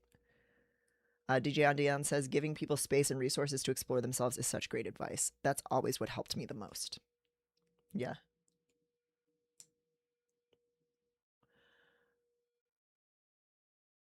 Thanks for the hang, sis. Oh, anytime. Anytime, sis. Um, Mel says, I feel like that's come up for me a couple of times. People hate me for seemingly no reason. I guess it might be that thing. Like perhaps they are autistic and don't want to admit. Yeah, absolutely.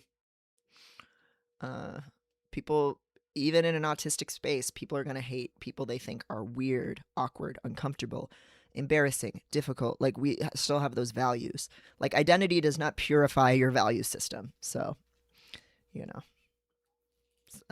And I talk about that in the book about my own prejudices against autistic people who were doing what I thought I could never do, and I had the power to not do and hide. And so I felt disgusted, but also fascinated by autistic people who were violating those social rules at that time. You know, and I was a shitty teenager. You know, but it like we all have the capacity to do that stuff. Kiwi Vogel says, me and my equally autistic younger sibling did not get along for a very long time. We good now, though. That's good. Night Owl says, have relationships like that and have stuck it out, softening, giving space, and listening to their trauma. Sometimes over time they come around that they too can drop their mask a bit. That's great. Or relax their mask a bit. That's a lot of work, but it is a great kindness and generosity of your energy and time if you can do it. So that's lovely.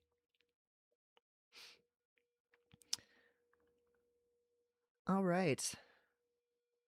I think that is it for today on the Stram. There's a game I'm thinking about streaming soon. Since last week's stream was so fun of No, I'm Not a Human.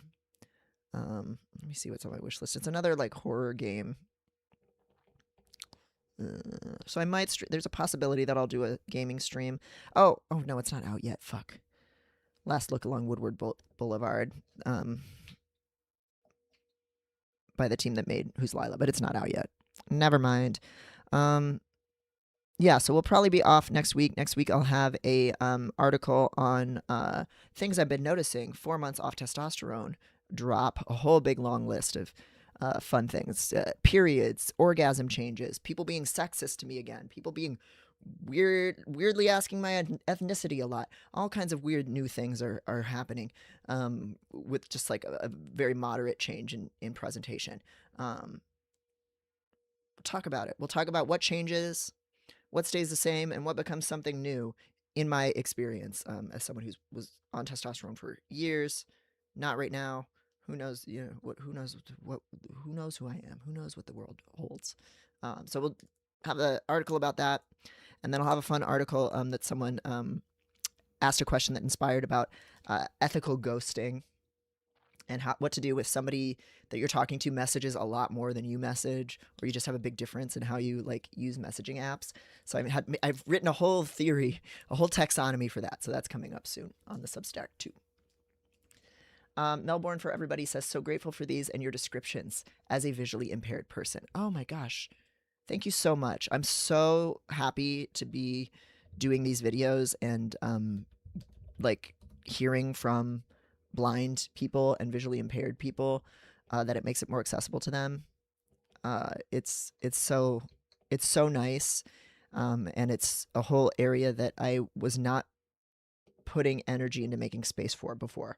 Like I did not used to even be good about having alt text on my pieces because I have issues with having the patience to do everything in a detail-oriented way, and that came at the cost of what was accessible for me meant the work wasn't accessible to a lot of other people. And the videos are a way to really lock me in and socially and mentally engage me and make something that is transformative and reach people who can't read the article or see the images. So thank you so much for being here, Melbourne for Everybody.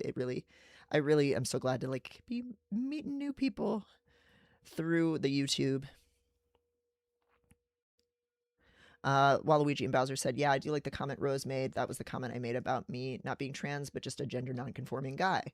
Yeah, you know, like what feels like home for you is your business. And I think sometimes we do discount other options, especially if we see our own repressed self in somebody else. And that's one of the limits of empathy, that we don't actually know. So, talking about Hades in the chat. Yeah, having it be like a performative, like a social thing, recording the videos just keeps me doing it. And it's like this has just been such a fun addition to my like creative process and work flow, and it's like teaching but without any of the parts of teaching that aren't fun. So thanks everybody for being here. Again, feel free to submit any article ideas to my email or my Tumblr. Thanks for watching. Thanks for hanging out. Join the Piscord if you have not been on the Piscord and you like what the chatters have to say, and want to hang out with them. It's full of disabled and trans people and other various and sundry freaks doing all kinds of fun stuff together. So I'll put a link to the Piscord in the chat too. And it's very as non-hierarchical as I can make it be. I don't really run that show for the most part. All right, thank you so much everybody for being here. And now is the time where I would raid if I had a rating option like on Twitch, but I'm just gonna leave you for now. Thanks for watching. Have a good rest of your afternoon or whatever time zone you're in.